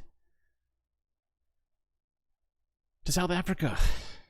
And here's our third tornado system of the day. This is from a day ago as well, where a tornado hit South Africa's KwaZulu-Natal, leaving trail of destruction.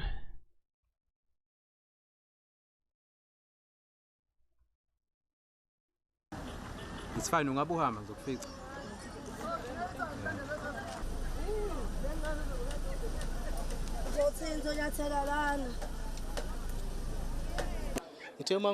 When I woke up, I couldn't use the door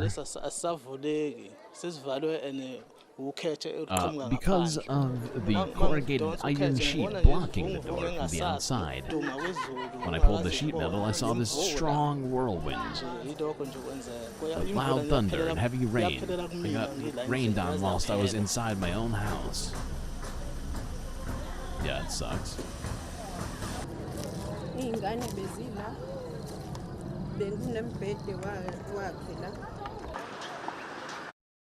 Three different tornadoes systems across the world, 24 hours outside of tornado season. Technically, granted, we're only a week out, so might be another one of those sort of extended storm season related climate change type deals.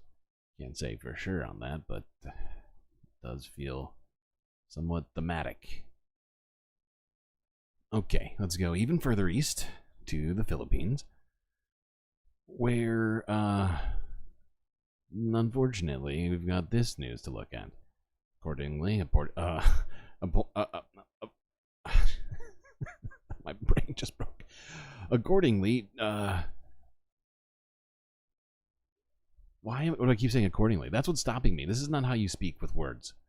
According to the Associated Press, thank you, brain, 4 hours ago, this is gonna probably upset some people. It's already upsetting me right now. The Philippines is going all in for natural gas.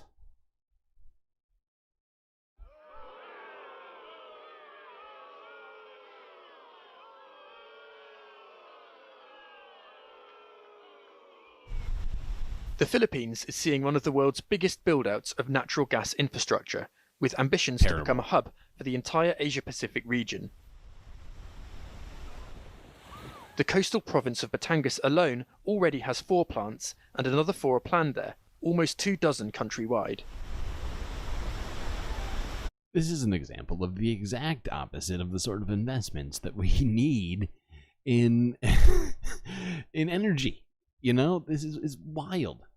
It has the word natural in it, so it must be good. God, I wish that was true. I really do. I really wish that was true. But the build-out means additional greenhouse gas emissions comparable to those of a major country. I don't want reality. Environmentalists say... Also, I'm going to point this out if you don't know about this, with relation to natural gas, even though it's claimed to have a lower footprint than coal or oil, if you look into it further, there's been a lot of claims from a lot of scientists suggesting, by data, not just claims, that natural gas wells leak infinitely until they're empty, right? So there is a bunch of natural gas being just released ad nauseum into the atmosphere, literally and figuratively. And so, yeah, this is just the exact opposite of what we need. Countries shouldn't be investing in fossil fuels at a time when renewable electricity has never been cheaper. It's mind-boggling that, you know, the Philippines, being a climate vulnerable country, seriously would still pursue dirty fuels. God, he's so right. Fossil fuels, which exacerbates. Philippines is in one of those regions. They're a fucking island nation in the southeast of Asia with very near sea level elevations in areas highly populated, already dealing with sea level rise. It's just wildly, so stupid. Climate disasters. The build-out also raises serious questions about the health of nearby coral reefs. No kidding. The hot water discharge from coastal power plants can kill corals, and tanker ships risk importing invasive species. Fishing communities are seeing the impact too. Villager Wilma Abenil, a grandmother of 4, witnessed the fish catch falling after the first plant opened in 2002. We were happy that we were successfully working. Dahil masagana kami naghahanap buhay, kumikita, kapapag-aral ng mga anak. We could send our children to school. Ang pamilya namin pa nagkakasakit. Maybe we Pero could sa support our panahon family. ngayon, talagang wala. But these days we have nothing. Meanwhile, the Philippine Department of Energy defends the plans. We cannot go back to coal. Oh, God. We just have to make our best choice, which is natural gas, flexible, very clean. Energy watchers disagree that it's essential to build new fossil fuel plants in the Philippines. Seriously. They have so many other options. You could do floating wind. You could do non-floating wind on the land. You could do solar. I mean, there's so many other options, honestly. Let's just... Oh, God, let's just move on from this very frustrating story. I'm not going to continue down this horrible rabbit hole. It's already essentially... I mean, it's been decided. I don't know what we could do to stop them from here, unless somebody here is deeply involved in Philippine politics. But just felt necessary for us to at least be aware of, as I feel like we're constantly trying to keep track of the climate, what we can do about it, what's being done to it. And that's sort of not good. Okay. Oh, God. This is breaking just now. Fox 10 Phoenix. Arizona under extreme heat.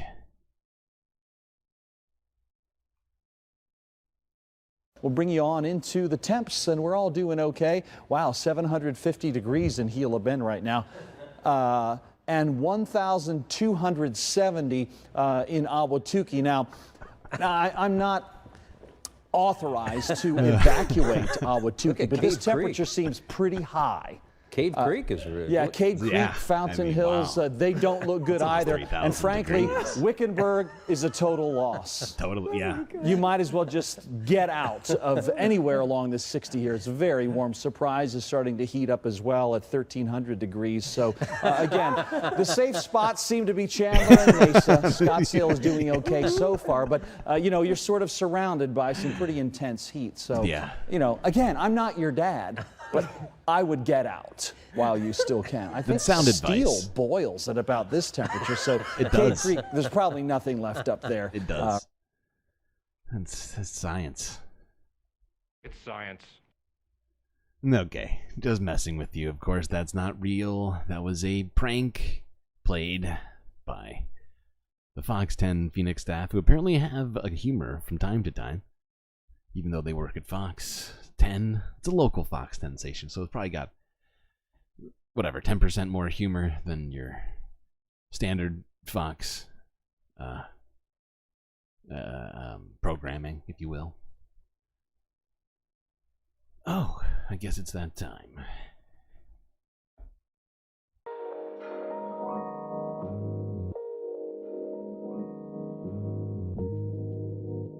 Well, I hope everybody's been enjoying the stream so far. If you haven't already, hit that like button and don't forget to subscribe. If you'd like to help me out even more, well, you got one good option.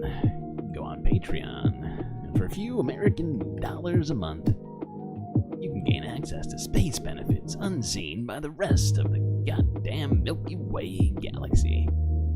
Things like adding sweet gifts and pics on this here set that you see in front of you. Here, or perhaps here. Here's an option. Oh, that's nice. I like that. Who made that? Oh, and you could also do here. That's pretty sweet. Yeah, fan of that. Fan of that. Oh, wow, so many options. Okay. Also, shoutouts as well as space content, which is a thing, technically, which I'm trying to work on even more, and very soon should have plethora of, considering how much I stream. Wait, oh, Space Lake. I almost forgot about Space Lake. This is pretty sweet too. Anyways, it's that time for that space intermission.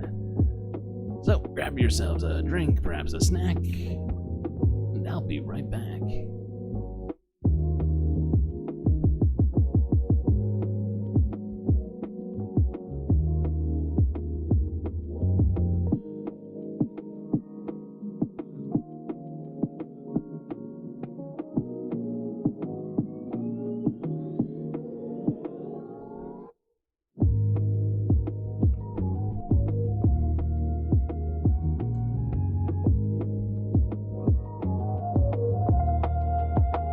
Do you know what we're here for? A fucking bitch. The equal parts. Oh my gosh. You should be ashamed of yourself for having that thought. Don't be creepy. I mean, this woman is dangerous, ladies and gentlemen.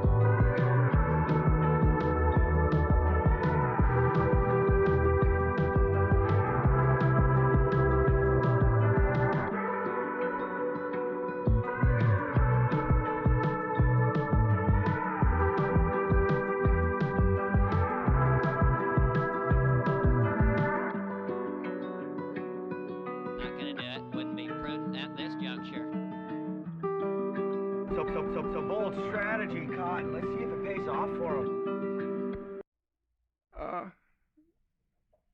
Your name, please?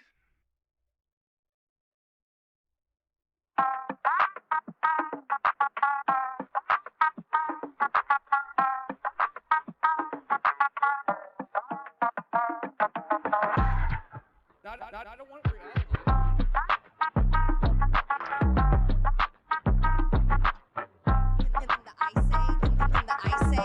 In the Ice Age, how much taxes did people pay?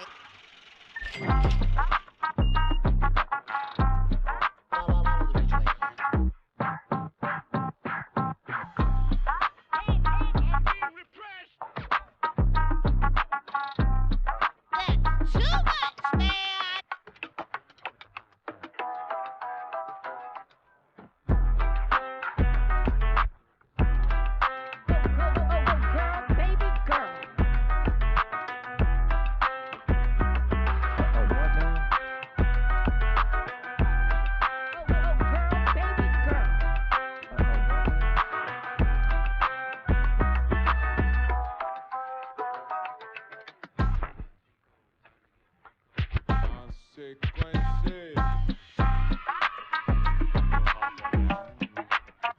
That's hot.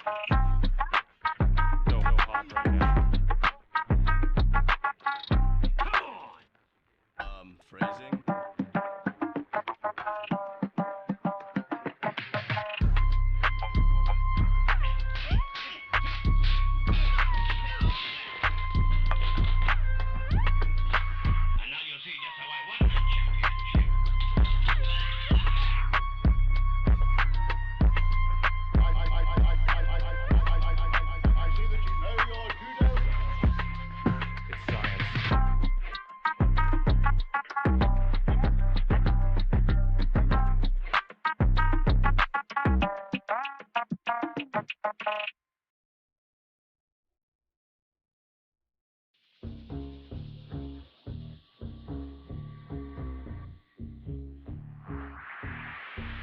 He looks good, and he looks hard. Jesus, I say that.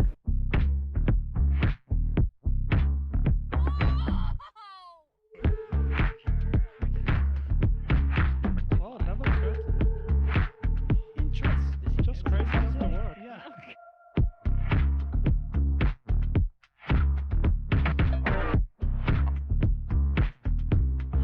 It's a great day for being sick.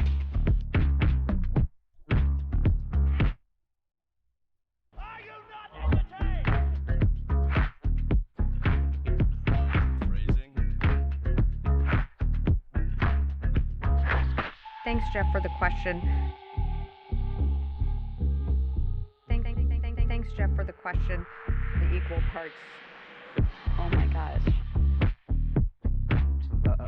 What now?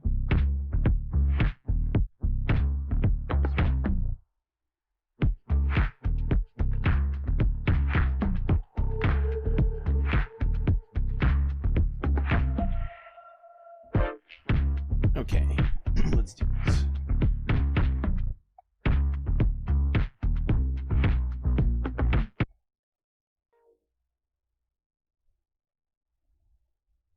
Oh, what am I doing? Yes, global news, but first, space. Where, after much trials and tribulations, which we have painstakingly covered here at this network, Boeing has finally launched the joint NASA mission Starliner into space.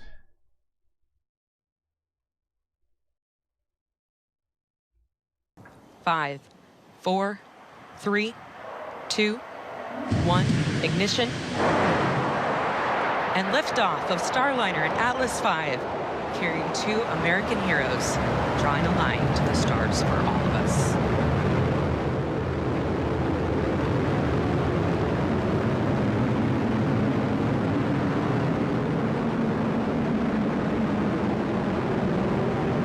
Commander Butch Wilmer there. Calling down to Mission Control here in Houston that the spacecraft has begun rolling into the right attitude for its ascent. The Guidance Navigation and Control Officer here in the room seeing good data on that.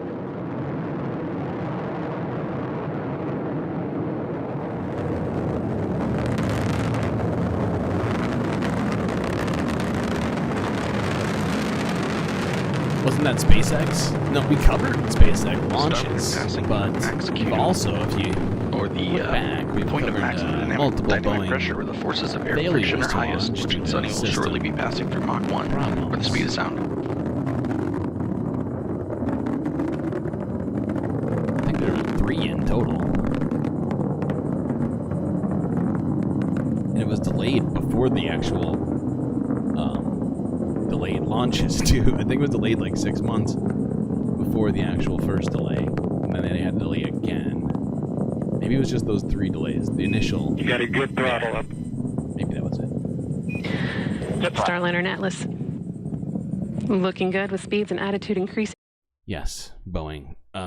So it successfully made it to space, and somehow the astronauts survived, making it all the way to the International Space Station against all odds, against all, considering Boeing's current track record with everything and all of the failures to launch initially. They did eventually make it. Why are all? I mean, it's technically part NASA, but it is a little phallic shaped. I won't lie. I won't lie. Okay, now let's go on to global news. And I missed this before, but I figured we would watch a couple parts of this. LBC, if you're unfamiliar, Leading Britain's Conversation, is a UK podcast. They had Faiza Shaheen on. We've been talking about Faiza among a number of other people amidst the elections that are happening right now. She is one of the people from the Labour Party who has been essentially ousted due to supposed liking of a tweet that was, I believe, labeled anti-Semitic, which actually happened to be a Daily Show clip with Jon Stewart talking about some of the difficulties of even speaking about this issue, and yet she was ousted from the from Labour. I'm looking at LBC right now, from the Labour Party, and so yeah, I just felt like we should definitely hit on this. This is Faiza Shaheen on the LBC.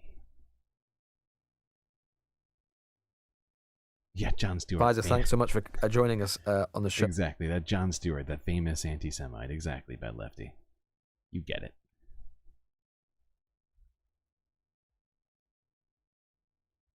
Morning. I suppose I should really start by asking, how are you doing? It must have been... Wait, I should give you one of these. A hell of a week. Yeah, definitely not the week I was expecting to have. It's been very... Oh, God. We do have 30 likes, don't we? I think we do. We have 31 likes, which means I should roll another dice. That's a 4. That's a 4, which is 1, 2, 3, 4. Jessica Fletcher. Whoa, why is my mouse doing wild things? Okay, Jessica.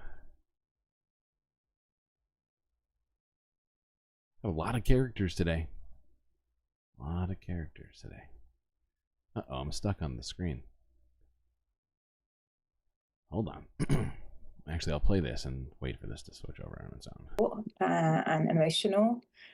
And yeah, I feel a bit better today, but yeah, it's been really painful and in some ways pretty humiliating. I'm sure. Have you heard anything more from the Labour Party at all since your communication? I know you had an email, I think, from them about it, which basically set all of this process in motion. Have you heard anything more from them since then? No. Nothing at all? No kidding. No, I mean, there was something on the email when they said that we're dropping you as a candidate that was like, we can understand that this will this will be upsetting. Here's a link to mental health resources. Oh my So that was God, dude. Even hearing the second time, it sounds just so wildly inappropriate. Oh, God. Hold on. All right. We didn't just come for this, but that was the first part of this. Then I just wanted to listen to the end of this, kind of a 5-minute portion of it, honestly. I would say somewhere around here, I think. It's not really the litmus test for whether this is all right or not. I mean, would you accept that as a result of what happened in the Corbyn years, where anti-Semitism did become a big problem and was seen to be a big problem as well, particularly by Jewish community in Britain, that Starmer and his leadership... Jerry is wrapped up cozy in bed, might not move today. I support you, okay? I support you. ...had to overcorrect, perhaps. That they have had to be so harsh on anything that could be perceived to be anti-Semitic because of the problem that the left of the party created. Oh, it's our fault. Oh. So what I would say as well is... See, like, this is why I wanted to watch this question. It's such a sort of fucked up framing to begin with, and this is one of the reasons why I don't like LBC. I mean, sometimes they have some good stuff, but like, I just think that framing is a little bit disingenuous to suggest that somehow the left wing created anti-Semitism. I mean, what? How is that? How is that a legitimate framing of this? Let's listen to what she says. Again, this is the framing around this, like this one tweet. Right. They gave me 14 tweets, right? So 3 of them were me liking Green Party things. Some of them were like 2014 before I joined the party. I joined the party in 2017. So yes, of course, the Labour Party has to think about issues of racism and anti-Semitism, and of course, because of what happened before, they do need to take that seriously. I agree. Like, I agree they need to take all forms of racism and religious prejudice seriously. But the way, again, that this is being framed of me liking one, that's not how it was presented to me. In what they gave me in the meeting, I had to talk through each tweet equally, how I think that affects Labour Party's primary purpose to win elections. So a 2014 tweet where my friend had stood to be, or my work colleague had stood to be a councillor for the Green Party, I had to explain and I had to go through each one. So I just want to be clear about what happened to me. I get it. Because another story briefed to the press, and that's not what. I don't know this guy particularly well. I think the person that I watch on LBC, since people are talking about LBC in chat, is James O'Brien. He's probably my favorite LBC host, at least that I've seen. Like, I honestly am limited in how much LBC I've watched. And in that meeting, or what was presented to me. I understand. But you see what I mean about the correction? Just address that point about the potential for overcorrection. Yeah, I can understand how that would happen, but you still have to have clear processes. You still have to be fair. That's how it should be. And alongside that, in the same document, they asked me to answer for why I had tweeted that the Labour Party had a problem with Islamophobia because of my own experiences. So on the one hand, they're saying you're not allowed to talk about your experiences of racism in the party. That it makes you an electoral liability. And on the other hand, they're saying don't talk about, other people can. It's basically coming at her from both sides. Don't talk about this. You can't talk about your own.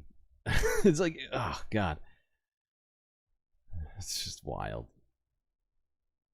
LBC is centrist brain rot. See, that's kind of why I don't tend to listen to them all that much. At least that's my feeling on them oftentimes. Like, they do tend to lean left, but how far left, doesn't feel that far many times. And so I guess I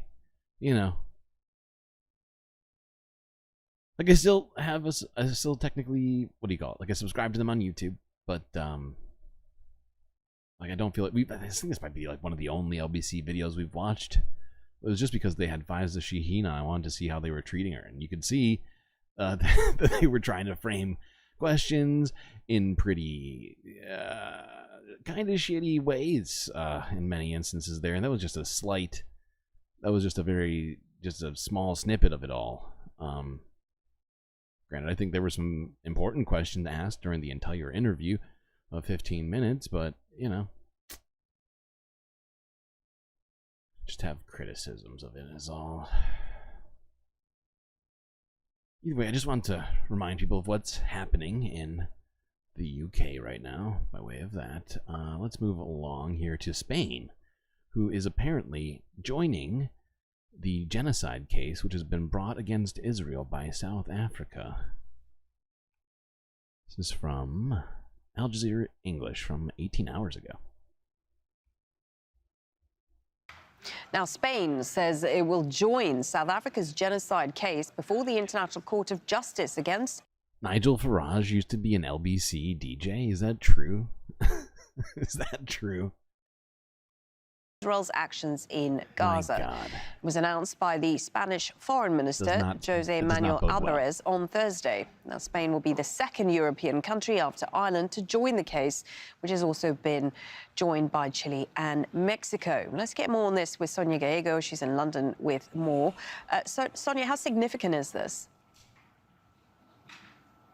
Well, it's a pretty significant move, certainly, from the fact that Spain is another European country to do this as well. And it's a move that the Spanish Foreign Minister, Jose Manuel Alvarez, has said that they had been considering for weeks. So distracted by the LBC conversation, because I'm learning, I feel like I'm learning things that I have never, like, this is a lot of new information for me, and I appreciate the context here. I feel like I'm in a UK school right now, learning what being British means. Spain will be the second European country after Ireland to join the case, which has also been joined by Chile and Mexico. Let's get more on this with Sonia Gallego. She's in London with more. So, Sonia, how significant is this? Well, it's a pretty significant move, certainly, from the fact that Spain is another European country to do this as well. And it's a move that the Spanish Foreign Minister, Jose Manuel Alvarez, has said that they had been considering for weeks already, and that they were doing it, in his words, to support the commitment to international law and support the court in its worth and strengthen the United Nations in supporting the court, role of the court as the maximal legal entity in the system as well. Now, of course, this comes against a background of sharpening tensions between Israel and Spain, of course, since Spain recognized Palestinian statehood along with Norway, Ireland, and... Yeah, no, I mean, it's just one step, but I think the fact that the EU countries are getting involved in this way does absolutely signify a change in tone here. And yeah, I think it provides more legitimacy to, I mean, there's obviously legitimacy there. I think we all know that, but I think just in terms of international support wise is what I mean. And obviously it just kind of reiterates what they were already doing in terms of recognizing Palestinian statehood at the UN.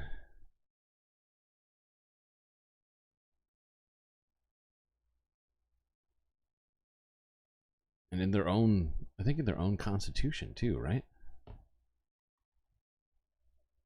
Okay. Let's move on from that part of it. I want to catch, where is it?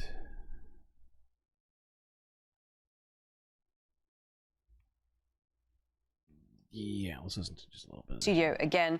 Luciana, what do you make of this move by Spain? Sonia there saying another sign of the pressure against Israel from the international community. But so far, it doesn't appear that Israel is bothered by this. Do you think this is going to make any difference? I mean, the Galactic UN needs to step in and arrest me. I'm afraid we don't have that kind of power or a military or even a police force at this time. We still need to set up these sorts of things if the UN were to want to do this. And the fact that it's not the UW is because we don't have other worlds to go to at this time. We just have the one world that we're currently ruining. And so it's just the one world. I guess it could be the UW, the United World. I just feel like we've already made the Galactic UN almost like an official name and going back now and changing it, I feel like that would require even more democracy, which we could do. I'm not saying we can't do that, but it would be a huge change to make at this point. I mean, at the end of the day, we keep seeing that Israel keep attacking, and I mean, they are not stopping their actions. But isolating Israel, I mean, the way that Spain is increasing the pressure and convincing joining other European states also to pressure more Israel, has an impact. The fact that Israel reacted in a very harsh way against Spain, canceling the activities of the consulate in Jerusalem, attacking or creating a very big campaign against Spain, Norway, and Ireland because of the regression, shows that it has an impact with the government in Israel and with the population that sees that. Wait, the prime directive from Star Trek it stops the Galactic UN? Is that true? I don't have a copy of the prime directive in front of me. Other countries, European countries that they usually are friend with Israel, are taking another stance towards the conflict. And we have to remember that it's not the only country that joined this. Exactly. Multiple countries have now joined this, and it is huge. And we've heard about talks that even more countries are having internal discussions about doing the same as Spain and Ireland and Norway, among who else? A bunch, actually. Okay, let's move along here, talk a little bit more about what's been going on in Europe. First to France, where authorities have been investigating a possible terror plot. This is from ABC News from a day ago. Apparently, an explosion happened at a hotel room, which is believed to be linked somehow to Russia.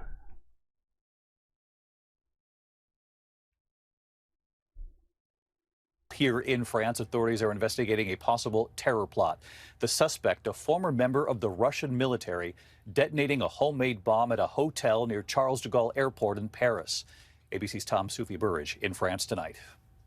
Tonight, a Russian national suspected of orchestrating a terror plot reportedly targeting French military equipment headed for Ukraine is now in custody. Police arresting the 26-year-old man after he was found with products and materials intended for the manufacture of explosive devices, according to France's anti-terrorism prosecutor. The man discovered by first responders on Monday night after a homemade device exploded in a hotel room near Paris's Charles de Gaulle Airport, with the suspect treated for severe burns and now being questioned in hospitals, say officials. Guns and fake passports also found in that hotel room, according to French media. Tonight, reports that the suspect served 2 years in the Russian military and comes from Ukraine's eastern Donbass region, much of which has been occupied by Russian and Russian proxy forces for more than a decade. Yeah, what that happened in 2014? In I think February or something like that. It was like in the winter or something. Yeah, not a lot of detail yet on actual motive. It could be completely unrelated to the war in Ukraine, but it is certainly, well, it's news is what it is. All right, let's go on to this, just for some historical perspective here. Reenactment has been held on Normandy Beach on the 80th anniversary of D-Day. It's from 11 hours ago.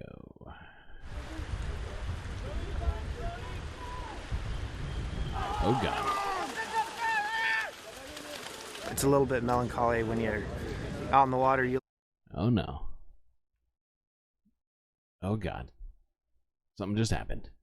I didn't even know I could do that. Oh God. Oh, please fix yourself.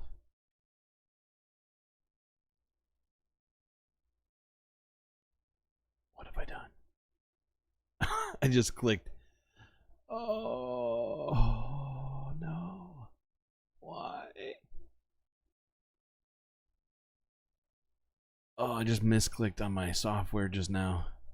Is it fixed? Are we fixed? Okay.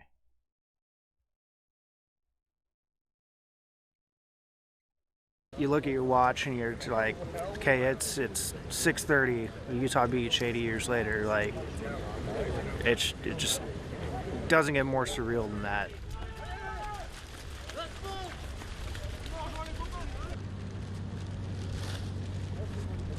Emotional and exhilarating because of the fact that the history literally happened here, and we took the footsteps of the same guys that have landed here, especially the 2nd Naval Beach Battalion. So it felt more spiritual in a sense that, these guys from 80 years ago are here with us to sort of bless us, to saying like thank you for like telling us our story, and that's really important for what we did today. This feels dystopian. It does feel a little fucking. You're right. You know, I was looking for a word for it. It's got a weird vibe.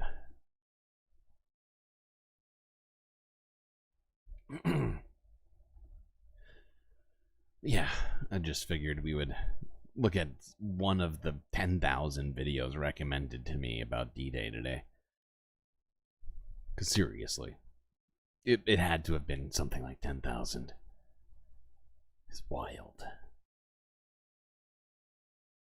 Okay, now let's leave France and go to Germany, where Global News has done a piece, this is from a day ago, where they asked the question, what's driving Germany's far-right AfD resurgence?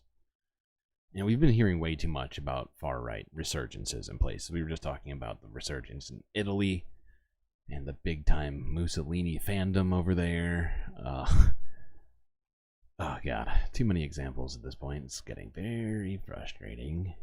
I'm at the Brandenburg Gate in the heart of Berlin, a city where the Nazis were finally defeated in 1945 and Adolf Hitler took his own life. Now something unthinkable is happening. A nationalist, anti-immigrant, far-right party is on the rise here. Its leaders use Nazi slogans and sound like descendants of history's tyrants. It's a party at a German resort, and listen to what they're chanting.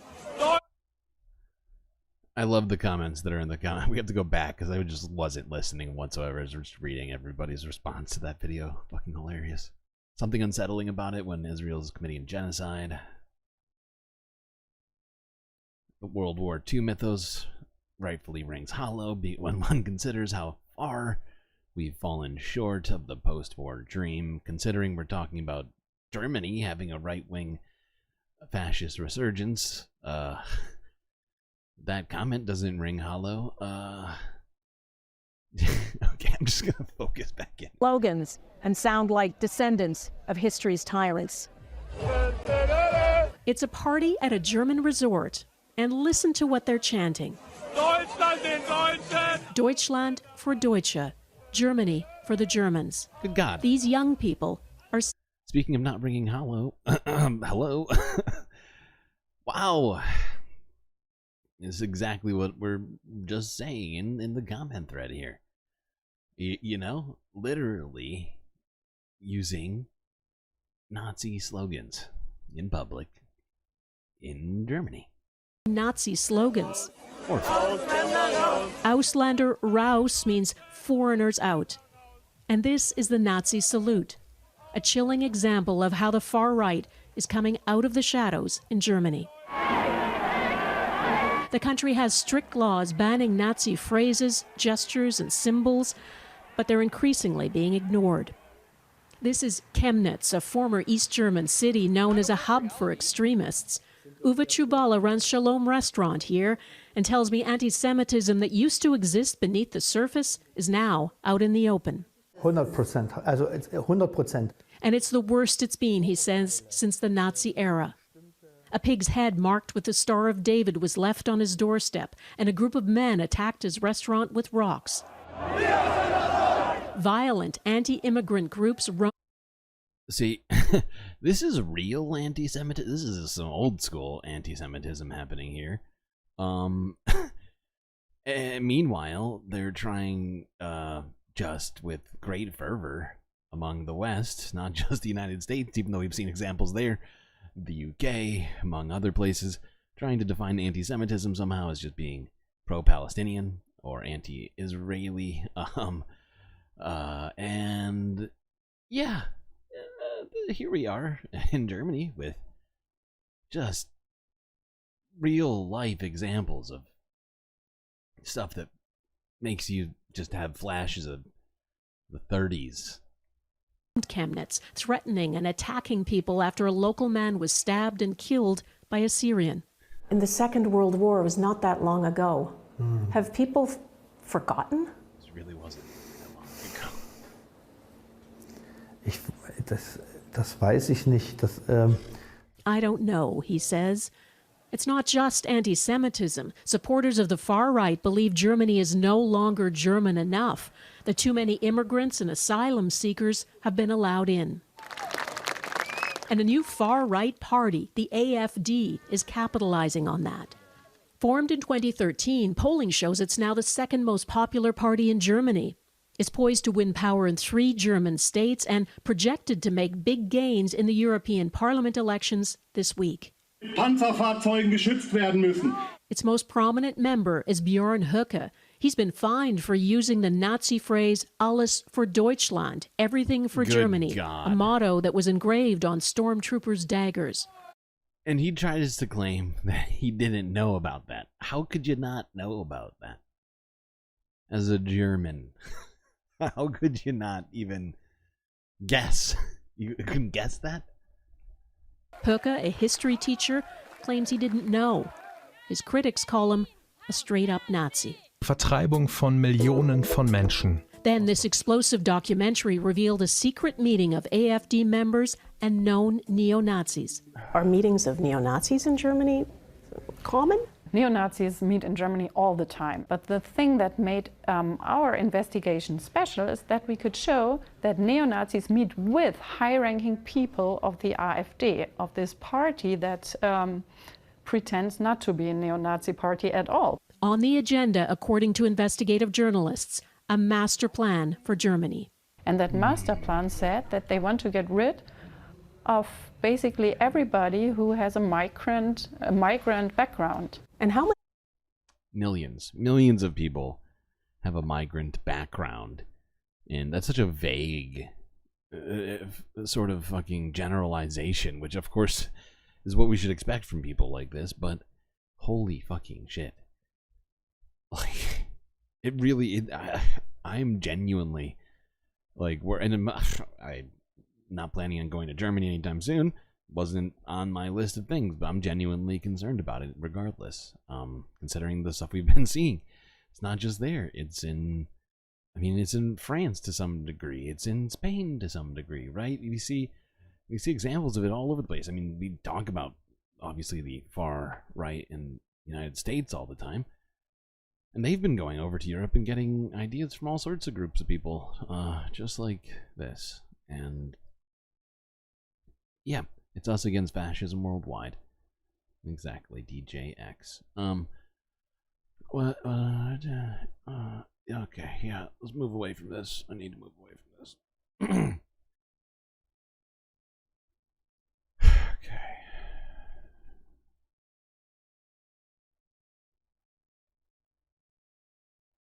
Right, was there anything else I needed to look at? Hold on. I want to move away from this, but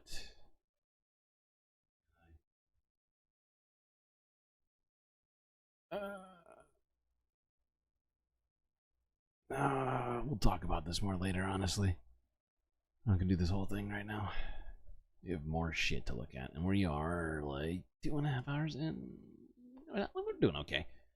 Okay on time, but I never know.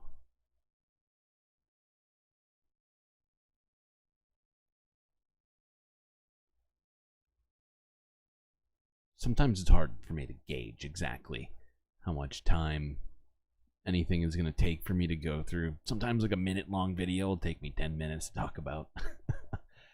And then, you know, sometimes a 10-minute video will take me a minute to talk about. So it's kind of a crapshoot sometimes.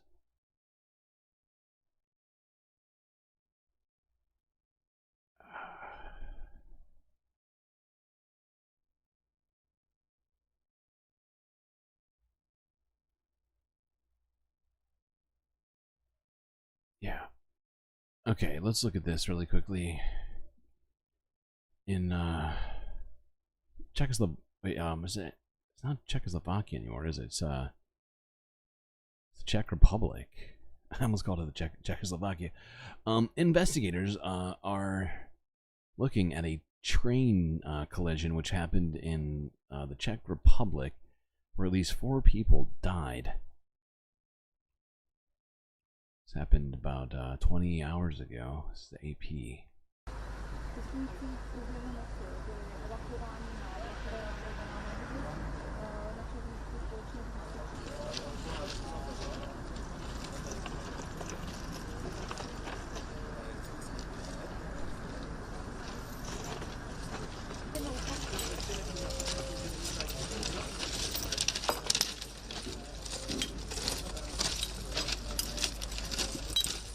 So the actual cause of this has not been determined yet. The wreckage is pretty severe. Probably,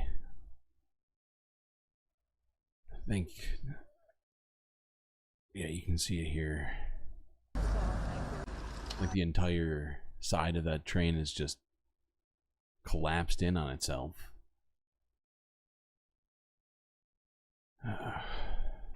Okay.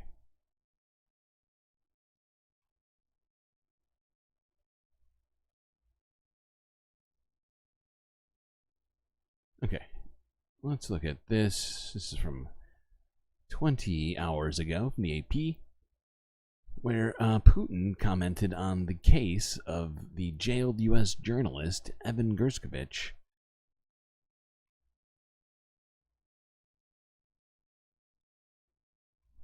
I think he held a meeting with reporters. Thank you, Mr. President. May I ask a very brief other question away from Ukraine regarding the American reporter Evan Gershkovich, who's been in custody for more than a year now.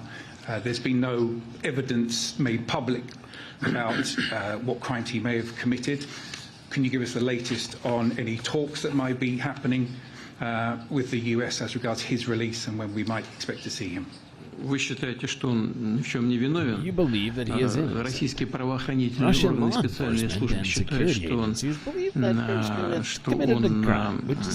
совершил действия, противозаконные действия, которые называются шпионажем. Я сейчас не буду вдаваться в детали и подробности. Знаю, что администрация Соединенных Штатов действительно предпринимает. Okay, buddy.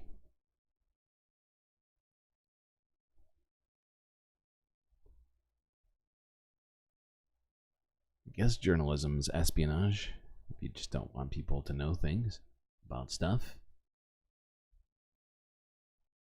Free advice: if you're from the United States, stay away from Russia. That's probably pretty good advice. We've definitely seen it go wrong on a number of occasions. Okay.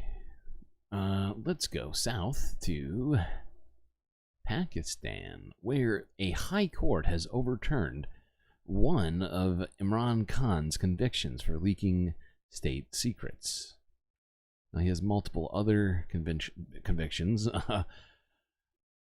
for different things. Some corruption, some of them are for like ridiculous things. I think one of them is for his having married someone out of contravention of Muslim law.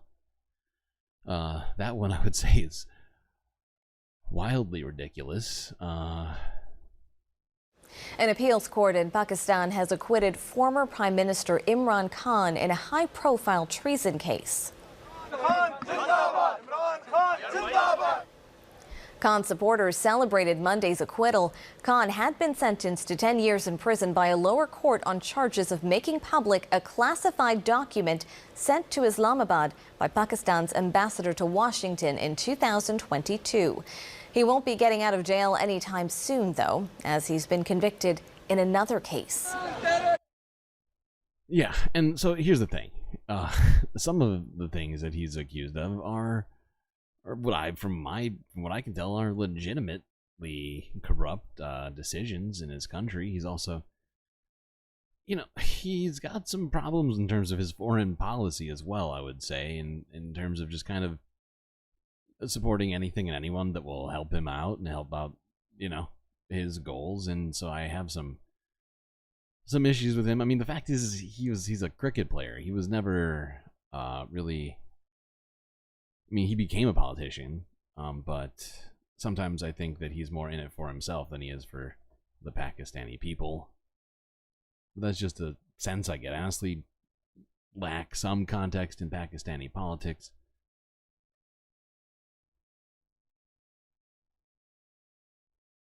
I have seen, I mean, he accused the United States government of attempting to coup him by way of diplomacy. I genuinely, I mean, I've looked into it. There's really only one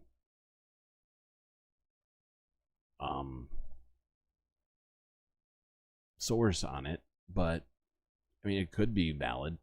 I just don't have any real way of saying 100% whether or not it is.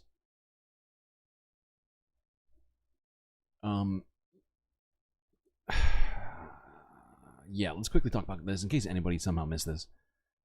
But it's from a day ago from Reuters, where Indian Prime Minister Modi has won his third term, but the election was much closer than expected. Indian Prime Minister Narendra Modi on Wednesday was formally named by his National Democratic Alliance to lead a new coalition government for a third term. It comes a day after regaining power with a surprisingly slim majority in India's elections. Here's Modi after the results were in. We Indians will walk together towards the development of the country.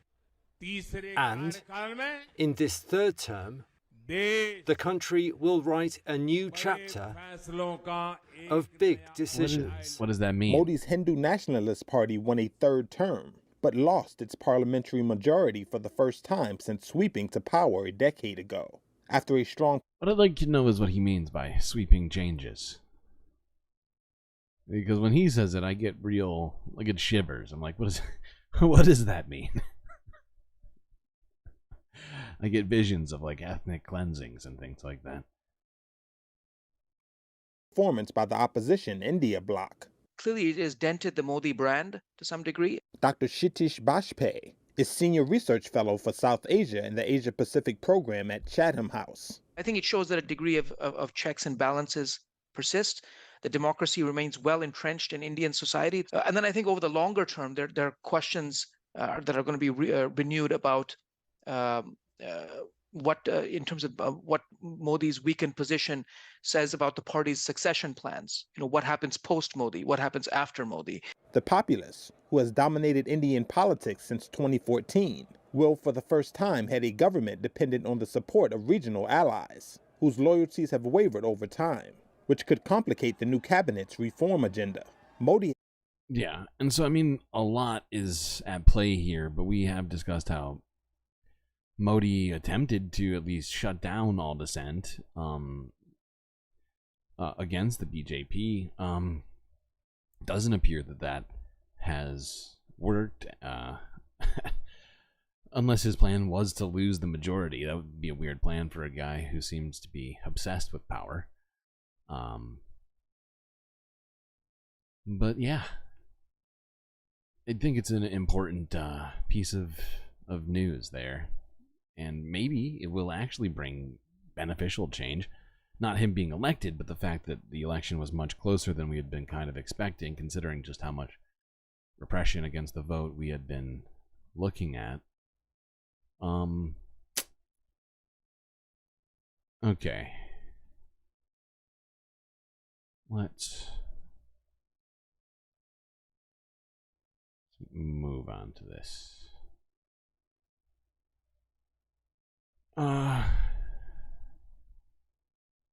Yeah, it's time for us to loop back and discuss the situation in Israel and Palestine.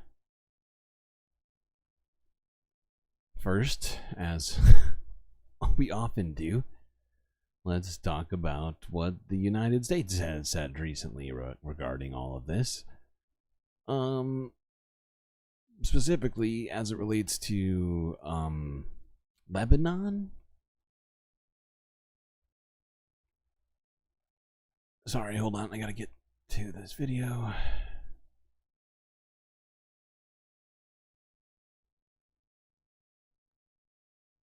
Is this the one? I think this is the one.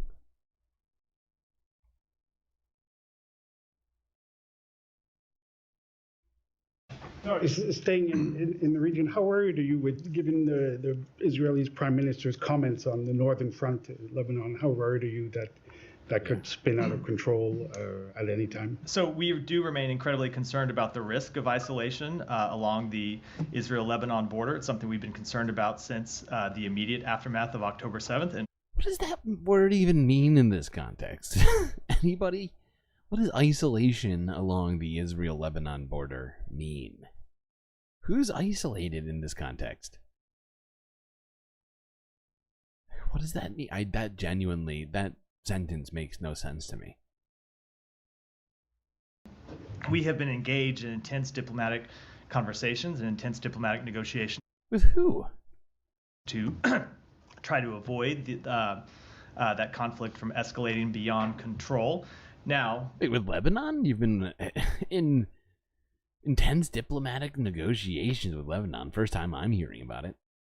A few things. Number one, and you heard me say this yesterday, it is an untenable situation for Israel right now that there are tens of thousands of Israeli citizens who cannot return to their homes in the north of Israel because it's not safe to do so because of the risk of, not the risk, but the reality. The risk created by Israel attacking Lebanon? Yeah. Does create a risk. You know? According to our own logic regarding Israel, I would say Lebanon has a right to defend itself, and when, you know, you have Israeli tanks and missiles going across the border into Lebanon, or at least the shells, well, I would say, yeah, that's to be expected, but how is, you know, I mean, the way that he's framing it is essentially like somehow the poor Israeli citizens are being, I mean, what about the people on the other side of the border of Lebanon and Israel? The Lebanese people. Any concern for them, perhaps? I mean, I genuinely don't understand what he's talking about with the isolation or the intense diplomatic discussions, because I have not heard about any, maybe somebody could correct me on this, but I have not heard about any big U.S. officials going into Lebanon. Of constant Hezbollah shelling and drone attacks in the area. That said, the government of Israel has long maintained, privately to us, and they've said it publicly too, that their preferred solution to this conflict is a diplomatic one. I was going to say this one again. And we continue to pursue a diplomatic solution. We're still pursuing, right, even though all of, like 90% of Gaza's flattened to the ground, diplomacy is apparently what Israel wants the most. All right, okay. I don't want reality. God, Matt. You used to work for the Department of Justice. What happened to you, pal? What happened to you? What happened to the justice part? Forgot all about the justice. It's sad. Illegal. Okay, what got next here? 14 hours to go from Middle East Eye. Matt was questioned again. He's been having a bad time. This is him being questioned about using collective punishment as leverage with Hamas. It's science.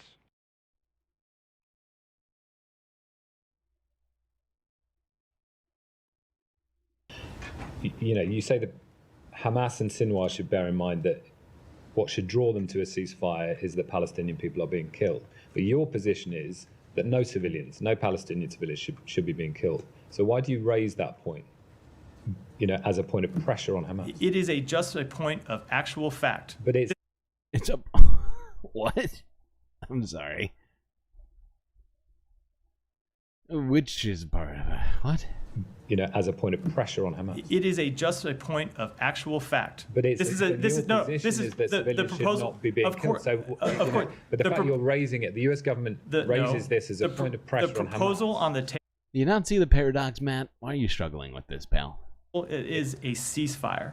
A ceasefire to a war that has led to thousands of innocent Palestinians been killed. Yeah, and your position is that innocent civilians should not be being killed. Of course, you raise this. No, hold on, Thomas. You've done this before. Other US absolutely, they should not be killed, but they are being killed in a war. This is Matt Miller. Break now. We want to see, and we want to see that war end. And if Hamas accepted the proposal, the war would come to an immediate halt for at least 6 weeks, and we would try to turn it into something more. But it just feels rather contradictory. If your position is that Palestinian civilians should not be being killed, to raise that as a specific point of pressure on Hamas to come to a ceasefire. It is not right. Using Palestinian civilian deaths as a point of pressure is exactly contradictory to the statement that they want no civilians to die, right? Or that no civilians should die at all, right?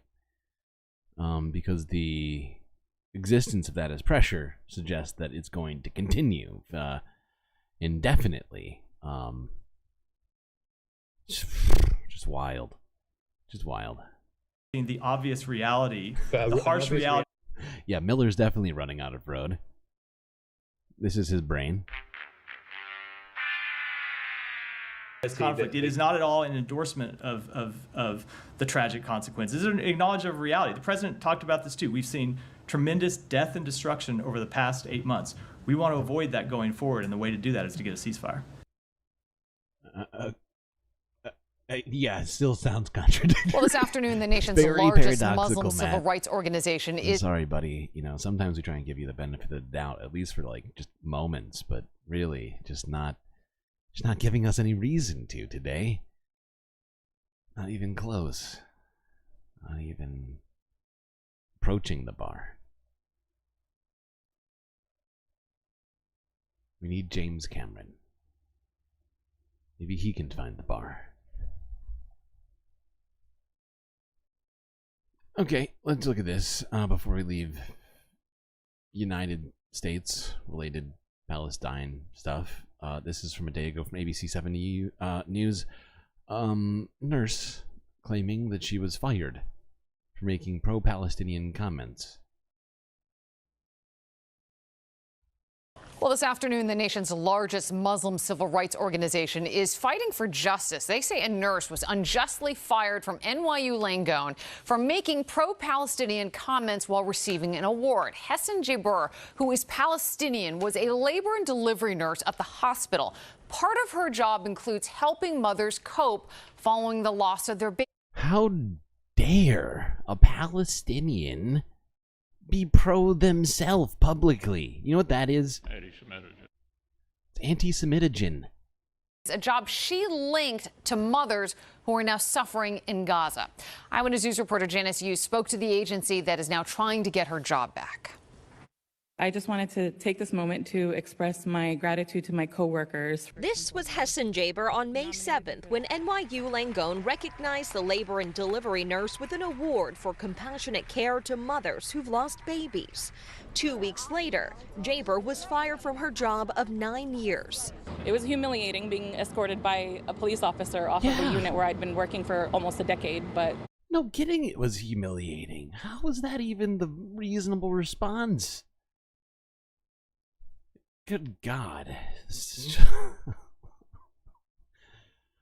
feel like I'm taking crazy pills. You know, it strengthens my resolve. She says she was told by her bosses her speech raised concerns. During it, she spoke about her values as a Palestinian American and about the deaths in Gaza. It pains me to see the women from my country going through unimaginable losses themselves during the current genocide in Gaza. Jaber says NYU Langone has tried to stifle the voices of Palestinian Americans at the hospital and that she's been harassed by the hospital about her politics. While they were berating me about my speech and told me that I wasn't, they had warned me prior not to bring my politics into the workplace, I can't say I was shocked, honestly. I can't say it was shock. It was just defeat, maybe. I'm shocked. I'm shocked for you. I tried to appeal to their humanity again. I told them this isn't about politics, it's about humanity. Jaber is now filing Seriously? a lawsuit against the hospital. Good. I'm glad she's filing a lawsuit against the goddamn hospital. That is a violation of human civil rights. That makes me so sad. Oh, God. That is a frustrating story. Okay, this is a slightly less frustrating story. Moving to Europe's, at least some of Europe's response to all of what is happening. This is at a UN conference in Geneva, Switzerland, where diplomats walked out in protest of Israeli ambassador's speech.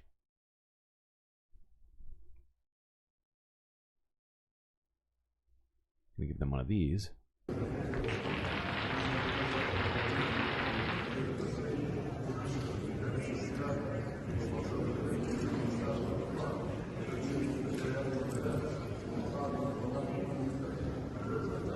And in fact, just because we are going to, in protest of Israel, we're just going to mute them. We're going to mute them. We're going to watch in silence.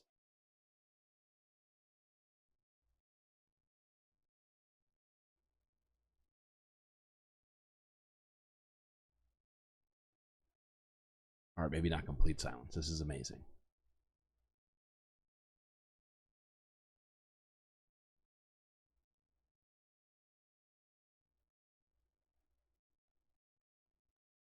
That's a lot of people. I would say that's got to be at least 75 different diplomats all walking out at once. It's a lot of people.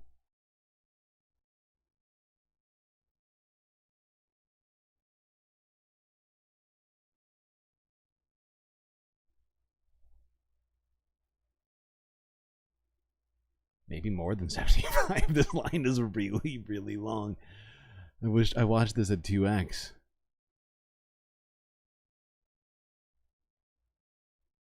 Okay. I just thought that was a great act of defiance, even if it's symbolic.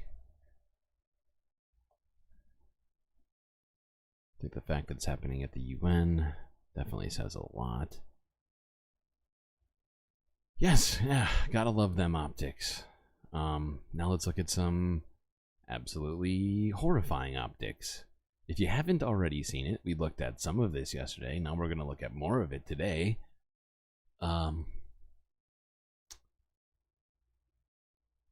Jerusalem Day in Israel is essentially a day, if you're unfamiliar, where Israelis together gather and essentially get to doing some of the worst possible things you can think of, like amassing at Al-Aqsa Mosque without any sort of permission from anyone. The most racist day of the year in Jerusalem. That's a pretty good nutshelling of it. I'm not gonna lie. But yeah, it's an inappropriate time for that sound shot. But yeah, it's not just in Israel, because they go into East Jerusalem, occupied East Jerusalem, and like I was saying, go into the Al-Aqsa Mosque. They go and terrorize Palestinians on the street, Palestinians in their homes. Not that that's not already happening, but it's a holiday, right? People put this on their calendars and say, "Here's Jerusalem Day." Can't forget that. Gotta make sure to do a bunch of racist stuff to Palestinians, extra racist stuff to Palestinians today. So let's look at some of this. The fact is, it wasn't just Palestinians who received stuff like this. It was also Western journalists and other people there were receiving some of this attention. So it really diversifies this year.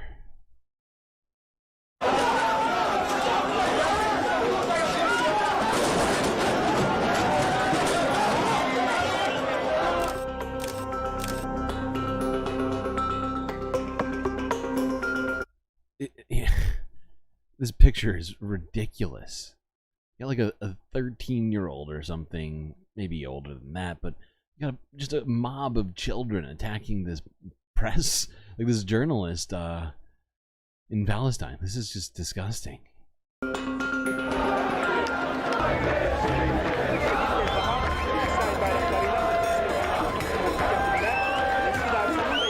is fucking disgusting. Literally, I don't ever want to hear anybody say that Palestinians aren't living under apartheid ever again. Okay? Ever again. I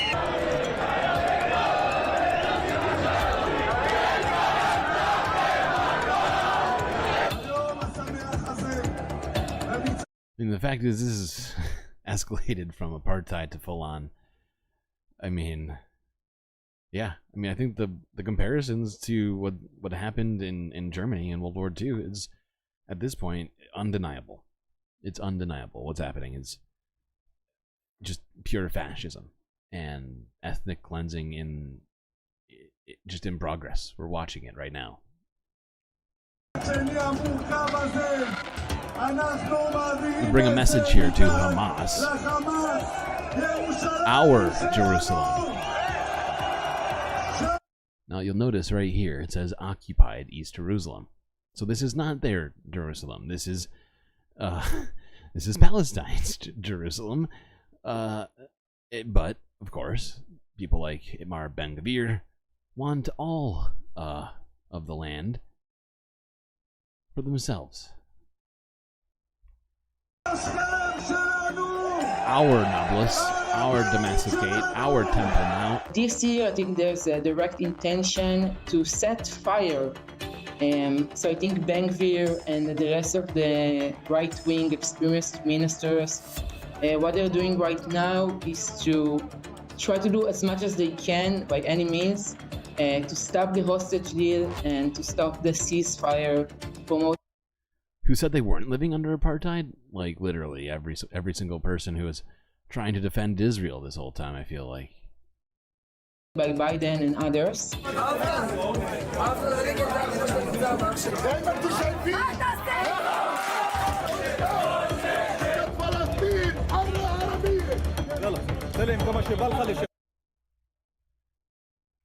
This is just disgusting.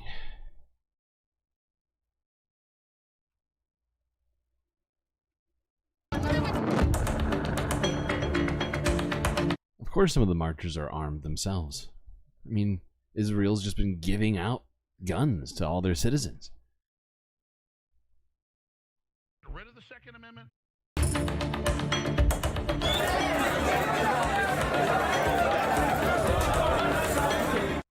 Yeah, and probably should be no surprise to anybody, but of course all these marches come equipped with just an incredible amount of hate speech against Arabs and Muslims.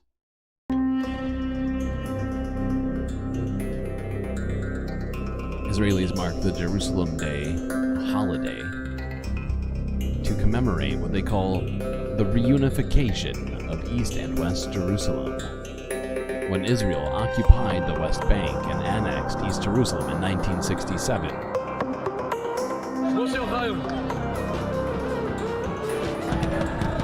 The occupation is widely considered illegal under an international law. Illegal. Okay. Yeah, Bad Lefty makes a good point. You shouldn't feel any shame for your Jewishness, right? It's Israel that's gaslighting you into thinking that somehow you're a part of this. They're gaslighting the rest of us into trying to think the same thing. And we must fight against that kind of thinking. What Israel's doing is not the fault of Jewish people worldwide, no matter how much they try and tell us that they are the representatives of all Jewishness. It's just wrong. You know? It's not your fault. Alright, let's fucking move on here to more horrible stuff.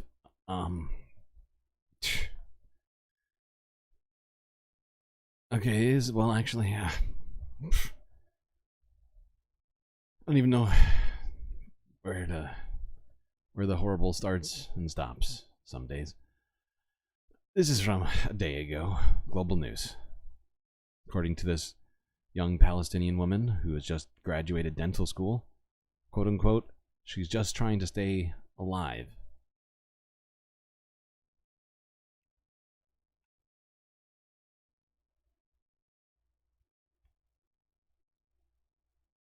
Walking past and through the debris, Sarah Khalid heads up to her latest home. One room shared by several of her relatives, secured by her father as the family fled Rafah. We were incredibly lucky to find a room at his partially destroyed.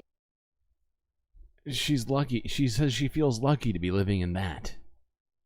This needs to stop. This just needs to stop. I'm like, oh, God. Rafah. We were incredibly lucky to find a room at his partially destroyed house, where there was no water, electricity, or even functioning bathrooms. For the past month, I've been in communication with a 24-year-old who wanted to leave Gaza to do postgraduate dental studies, a connection made by a Canadian volunteer group. So sad. This is just so sad. I mean, it seems like for young Palestinians, the only future they have is outside of Palestine. And that is one of my least favorite sentences of all time. Seriously. This should not be the case. But when will there be infrastructure for young dentists to even practice dentistry in Palestine? When? Give me a date, please. I want that date now. The only way to get to that date is for a ceasefire to happen. Oh, God damn it. Called Vancouver Aid. Hope for anyone trying to get out was lost when Israel's ground operation in Rafah closed the border with Egypt. My dreams now are considered luxuries. For the time being, I'm just trying to stay alive. Imagine if your wish is... It's one of the saddest sentences ever. My dreams are now just considered luxuries. It wasn't even her dreams, it was just her life plans. She already was a dentist. She graduated, and then this happened. And now no future. It was just taken away from her. You know? It was just her life plan. She went to school like a normal person. And come on. For the time being, I'm just trying to stay alive. Imagine if your wish is just to drink clean water, or if your wish is to return home and feel safe. That is Khaled shared images and just wanting a drink of clean water as being my only desire. That sounds like the worst existence available on planet Earth, almost. Hard to think of a worse existence. To return home and feel safe. Khaled shared images and responded to questions with voice notes because of limited internet. She recounted the day her family fled to Han Yunis and the destruction all around them. The trip took 5 hours when she said it should have taken around 20 minutes. We barely found a cart pulled by animals. Meanwhile, artillery shells were falling above us, and everyone was running in all directions without knowing where to go. It was a terrifying moment. We've heard too many moments like that. Too many first-hand accounts of people witnessing literal atrocities happening to civilians. And the powers that be Cannot continue to allow this happening. Thankfully, there are sane representatives of some nations in some places, but the United States is not one of them at this time. At least not ones that can make a difference. And we need more. We need more. Because this just needs to stop. I need to stop telling you people stories like this every fucking day of, you know, literal first-hand accounts of people being just massacred in all contravention of sense and humanity. But I have more. And at least I get to skip one of these because I just realized one is 10 hours older than the other. Okay, let's go to this. If you haven't heard this yet, well, here you go. This is from 9 hours ago from Channel 4 News. First off, I'd like to point out that the title of this is fucked up. Okay? The title of this goddamn piece is fucked up. According, this is the exact title. I'm going to read this title for you, word for word. I'm not going to editorialize it whatsoever. Israel Hamas, quote, IDF strikes UN school in Gaza, killing 40. What? How do you start a fucking title of a video describing an attack on a UN shelter as Israel Hamas? I mean, the fact is they start every one of these videos, every one of these titles, by reminding us that Hamas still supposedly exists, even though we heard 2 days ago directly from Matt Miller, the U.S. State Department, that the United States no longer believed that that Hamas had capabilities to attack Israel.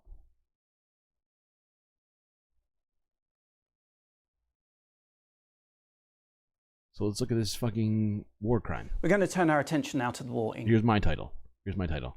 Israel commits war crime on UN shelter in Gaza, killing at least 40 people. Wait. Hold on, I have to do something first. Gotta fix this. It's not gonna let me play it unless I do it this way. Play. Yes. I understand.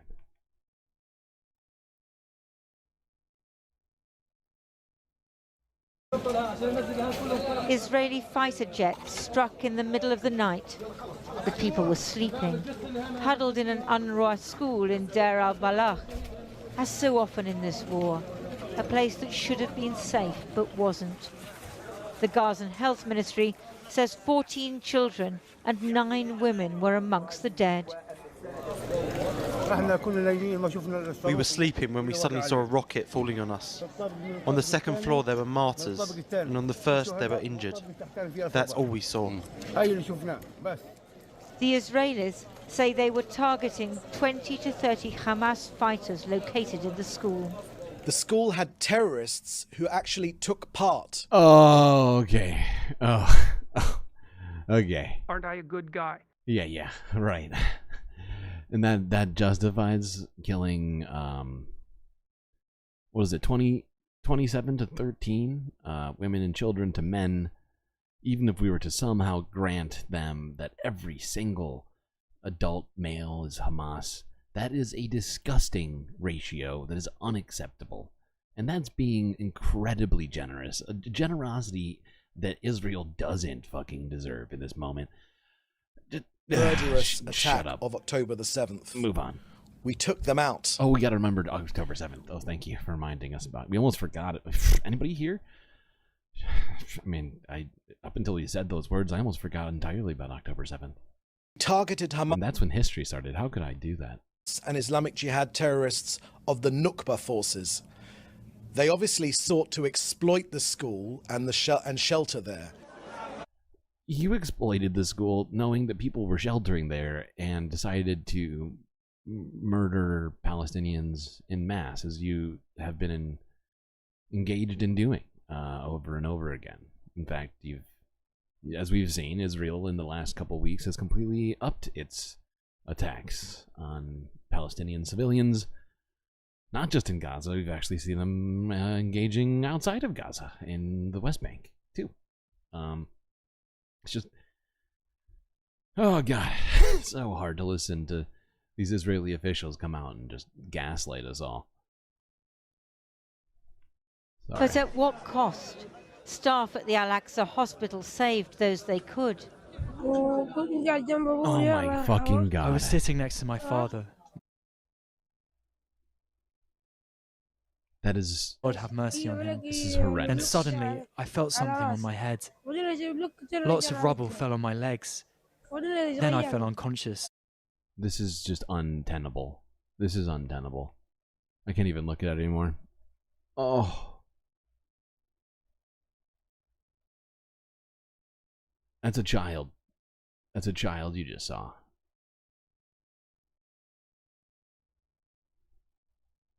Israel can't justify that. It's unjustifiable.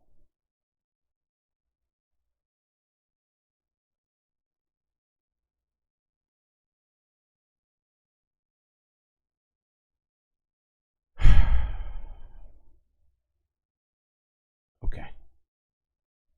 Now let's move away from that strike and discuss this.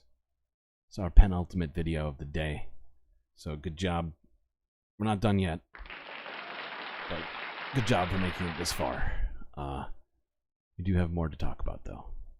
In this second to last video, we go to France 24 from a day ago, where they fact check the images showing Israeli soldiers burning books in a library in Gaza.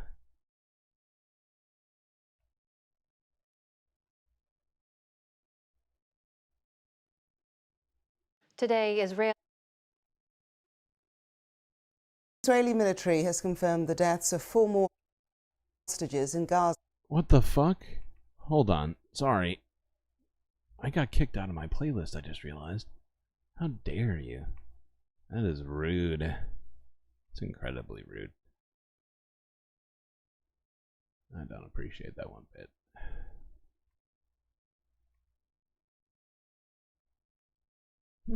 Okay, come on. Go web go. I was like, what the fuck? Just kept searching forward and I was like, these are not the videos I was expecting. Okay, there we go. Yeah, let's talk about burning books. And how that's probably also a war crime. Vendetta, today you've been looking into claims an Israeli soldier burned books at a Palestinian library. What have you been able to ascertain about these claims? Yes, Monty, this photo showing a soldier sitting in front of a shelf of burning books has been going viral. It's been shared online by scores of social media users who reportedly showing Israeli soldiers burning the books at the Al-Aqsa University Library in Gaza. Now, it has to be said that for every account sharing these claims, there was also scores of doubters online, many claiming that the image has to be fake or generated by AI, if not digitally tampered with. So I don't want reality. take a look at the first original post that we can see with this photo. Now, it was first posted online in its original post by well-known Palestinian journalist and fact-checker on the ground, Yunus Tirawi. And indeed, he does attest that these images show Israeli soldiers setting the books on fire at the Al-Aqsa Central University Library. Now, he also, in a later post, actually identified the soldier and the battalion of the soldier in question in that photo, or the one who posted that photo, rather. And going as far as to show us these screenshots where he found those images on the account of an IDF soldier. We can see here that the account has since been privatized, but as he shows us in this original post, he managed to take a screenshot of the account before it was privatized, where we can indeed see that image straight there on his Instagram grid, Monty. Okay, so the image has been linked to the soldier, but what do we know about the location? I mean, can we verify that it took place at Al-Aqsa University? Yes, in fact, we can, and geolocation experts have been also deep diving into this image. So if we take a closer look, this is the Instagram page of the Central Library of the Islamic University of Gaza. And in their Instagram highlights there is in fact a video from 2022 showing library shelves that are very similar to the ones that we can see in our viral burning books video. So if we do a little side by side, this is our Instagram 2022 video from their Instagram page, and this is our and you viral can image. clearly see that they're the same, right? Like you can see the numbers up here on top of the shelf. I mean, these are not coincidences. These are clear evidence. See massive similarities in the ceiling fan, but also here in these numbered shelves that we've got there.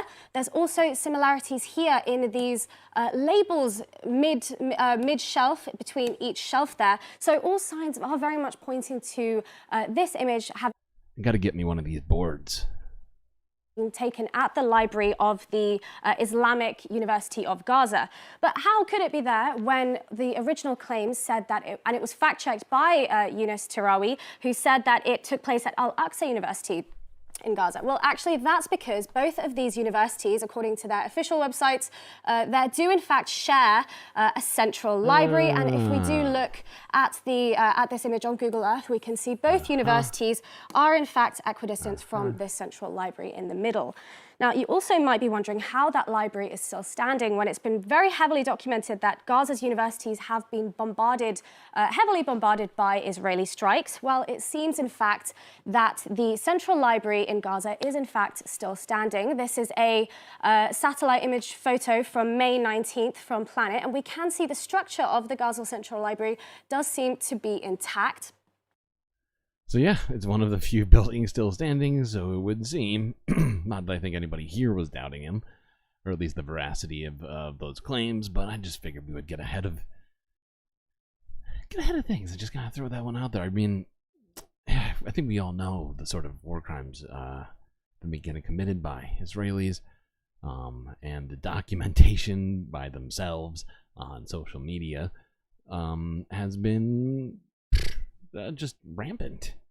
So I don't think it's probably shocking to most people here, but it's just another one of these very, very frustrating instances of Israel attempting to destroy the historical record or educational systems or other sort of civilian infrastructure in Gaza.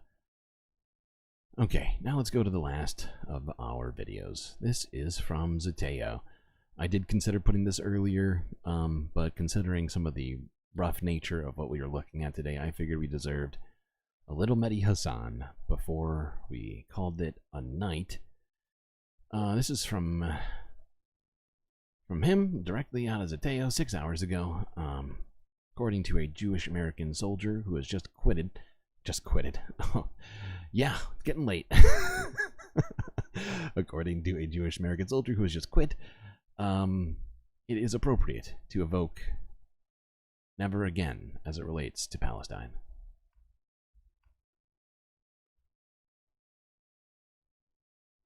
Major Mann, newly resigned from the Defense Intelligence Agency, joins me on Mehdi Unfiltered. Thank you so much for coming on the show. You mentioned in your resignation letter, which you submitted at the start of November, I believe, less than a month after the Israeli assault on Gaza began, that you had always planned to leave the army, but to leave in this abrupt way, much earlier than planned, without even another job lined up. How much did events in Gaza and the US role in Gaza play into that? Thank you for having me. So I began my resignation in November. I did not share the reasons until months later in April. But the war in Gaza and our role in it and my contribution to that was the straw that broke the camel's back, and the reason I ultimately understood I could not do this work anymore. By November, the course of the war was already, I think, quite clear to me and to anybody who follows this topic in the national security community. I'm going to point this out to you, and I think this interview is quite important.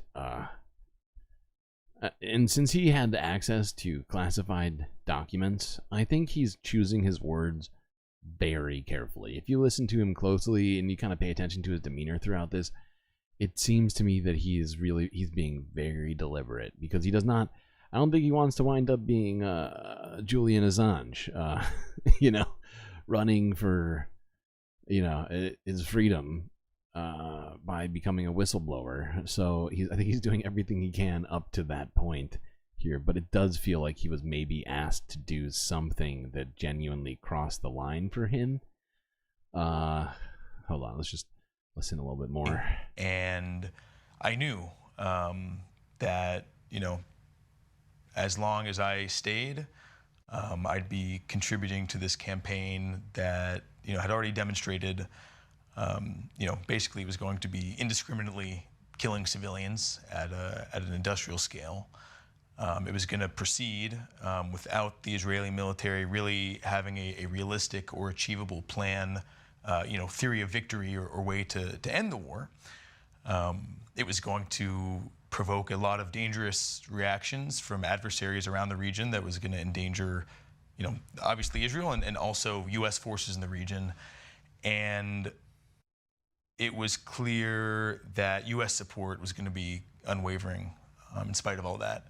And I kind of lost hope that there was going to be any change of course. And so I knew each day that I stayed, I was going to be contributing to that. Okay, hold on. We can't watch all 20 minutes of this. We're already 3.5 hours into the stream.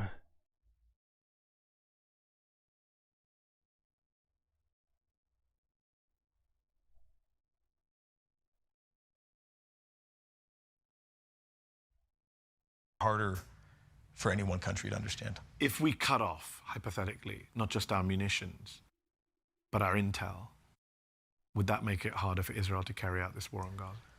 I think every discrete form of support helps both encourage what they're doing in the sense of showing that we tacitly approve, and it makes it easier. So, you know, I think it's hard to say any one form of support could end the war, right? Even if we, you know, we cut off a certain type of munitions, well, they could use what they have, or they could still do other stuff. But, you know, as a whole, the protection that we provide them has a very similar outcome as the munitions or the so-called offensive aid that we give them.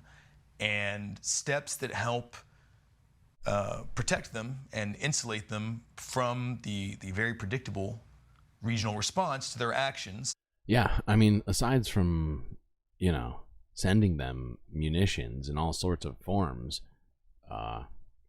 to the tune of billions of dollars, our shielding of them internationally against any sort of legal retribution, whether it be at the UN, trying to do it at the ICJ, wherever else, has just further bolstered their ability to continue to wage this genocide and ethnic cleansing of Palestinians, and to not have to see any real world consequences for it.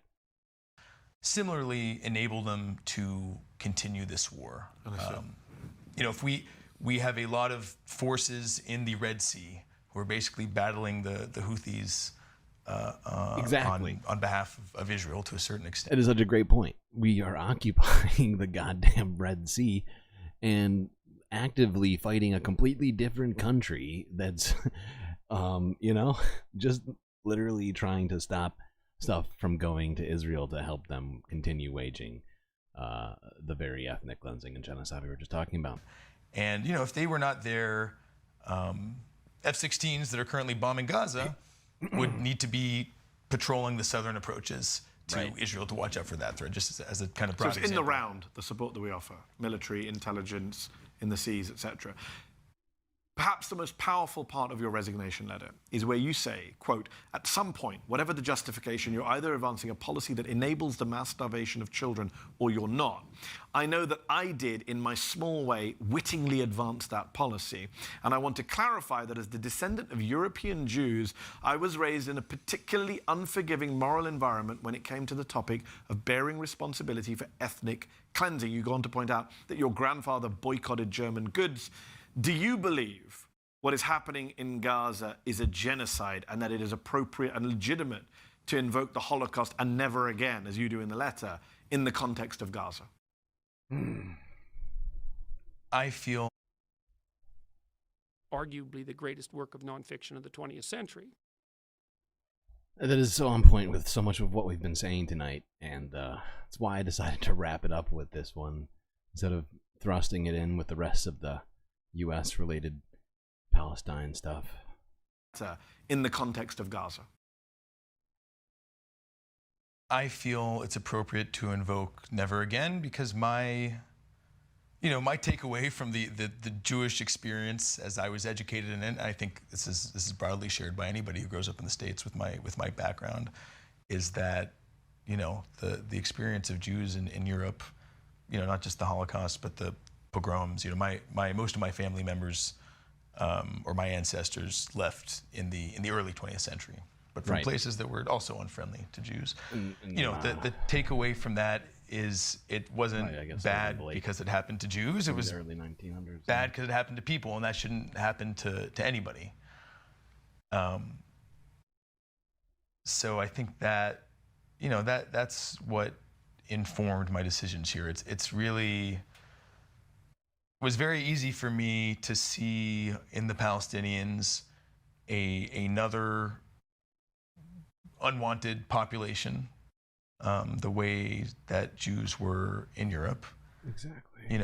Another people who, for a very long time, world powers turned, their back on. My family is now mostly in the States and Canada. We have family members who went to Mexico and also to Israel because they couldn't get in to the States or to Britain.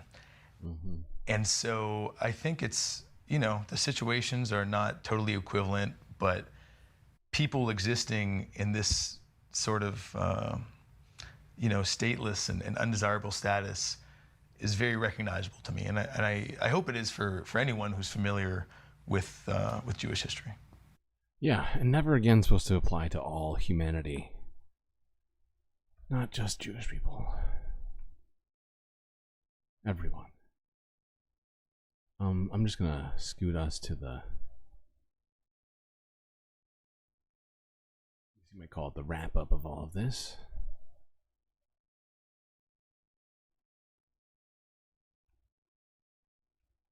Well, maybe we're moving in the right direction, and I can just sit down and shut up.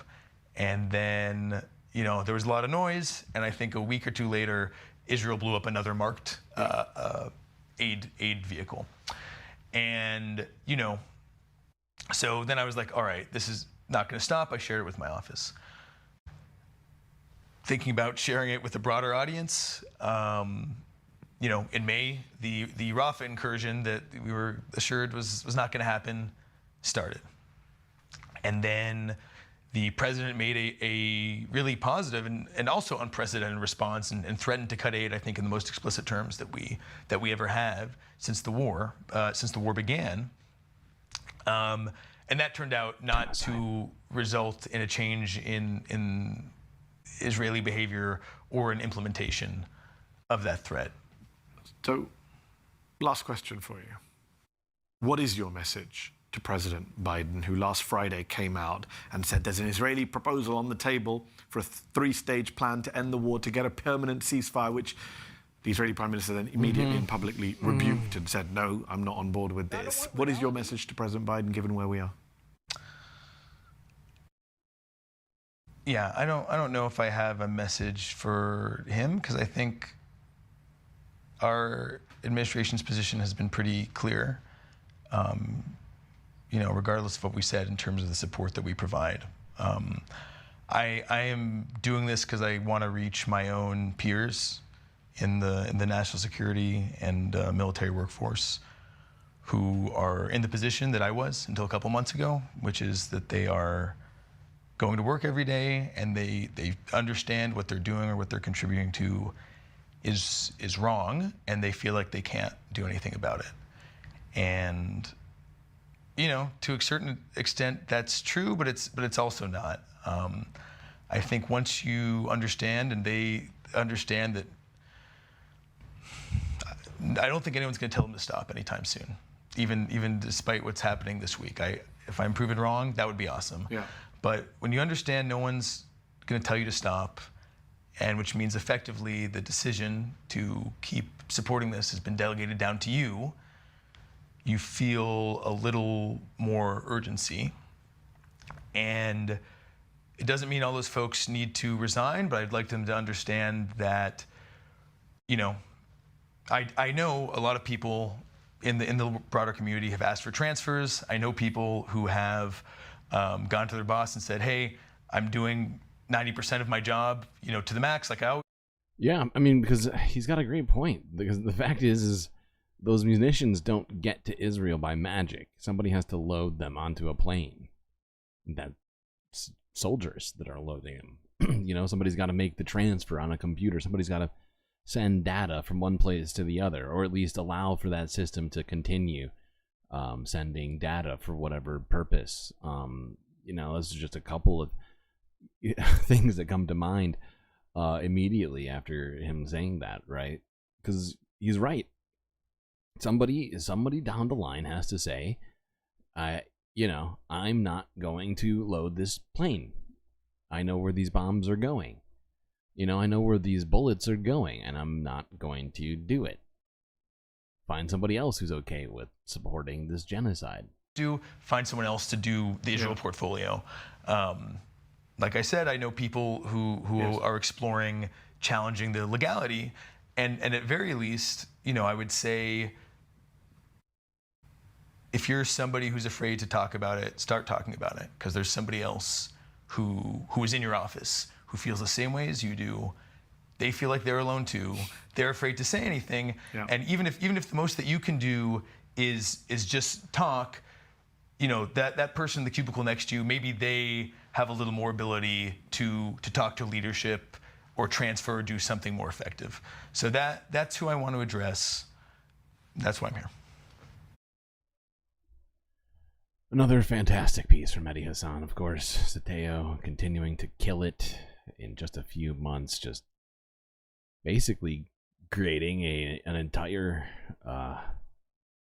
seemingly leftist independent news outlet. It's also got a very functional website, I'd point out. Okay, well, I guess that's gonna wrap it up.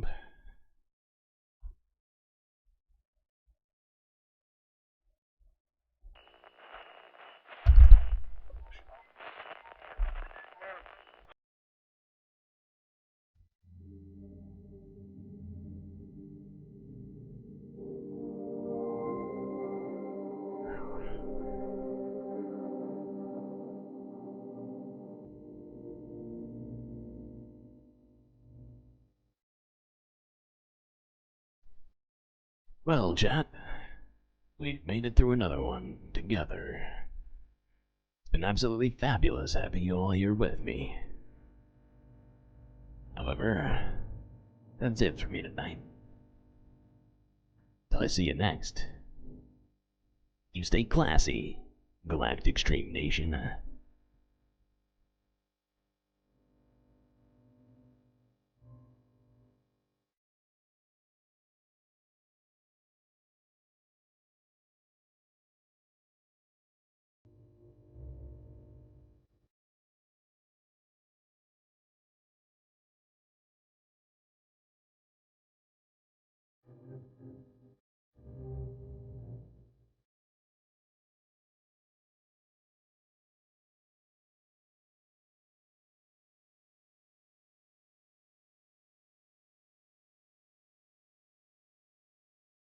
Can't forget this.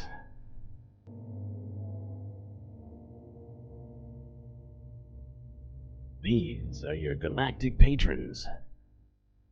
Gabby, Goth Dogs, Aaron W, Mitty, PB, Robot Cat, Orbius Dragon, The Anti-Corporatist, Moanoa, Nadia, Pitchforks Dragon, Vincent Morales, and Donald James X. That's right. All these people you see in front of you have helped produce the show which you just enjoyed. You can do the same by going to this link in chat. Or in my YouTube description. It's in a bunch of places, actually. But for a few dollars a month, you can get access to space benefits unseen by the rest of the goddamn galaxy, as well as help support what we do here at the Galactic News Network.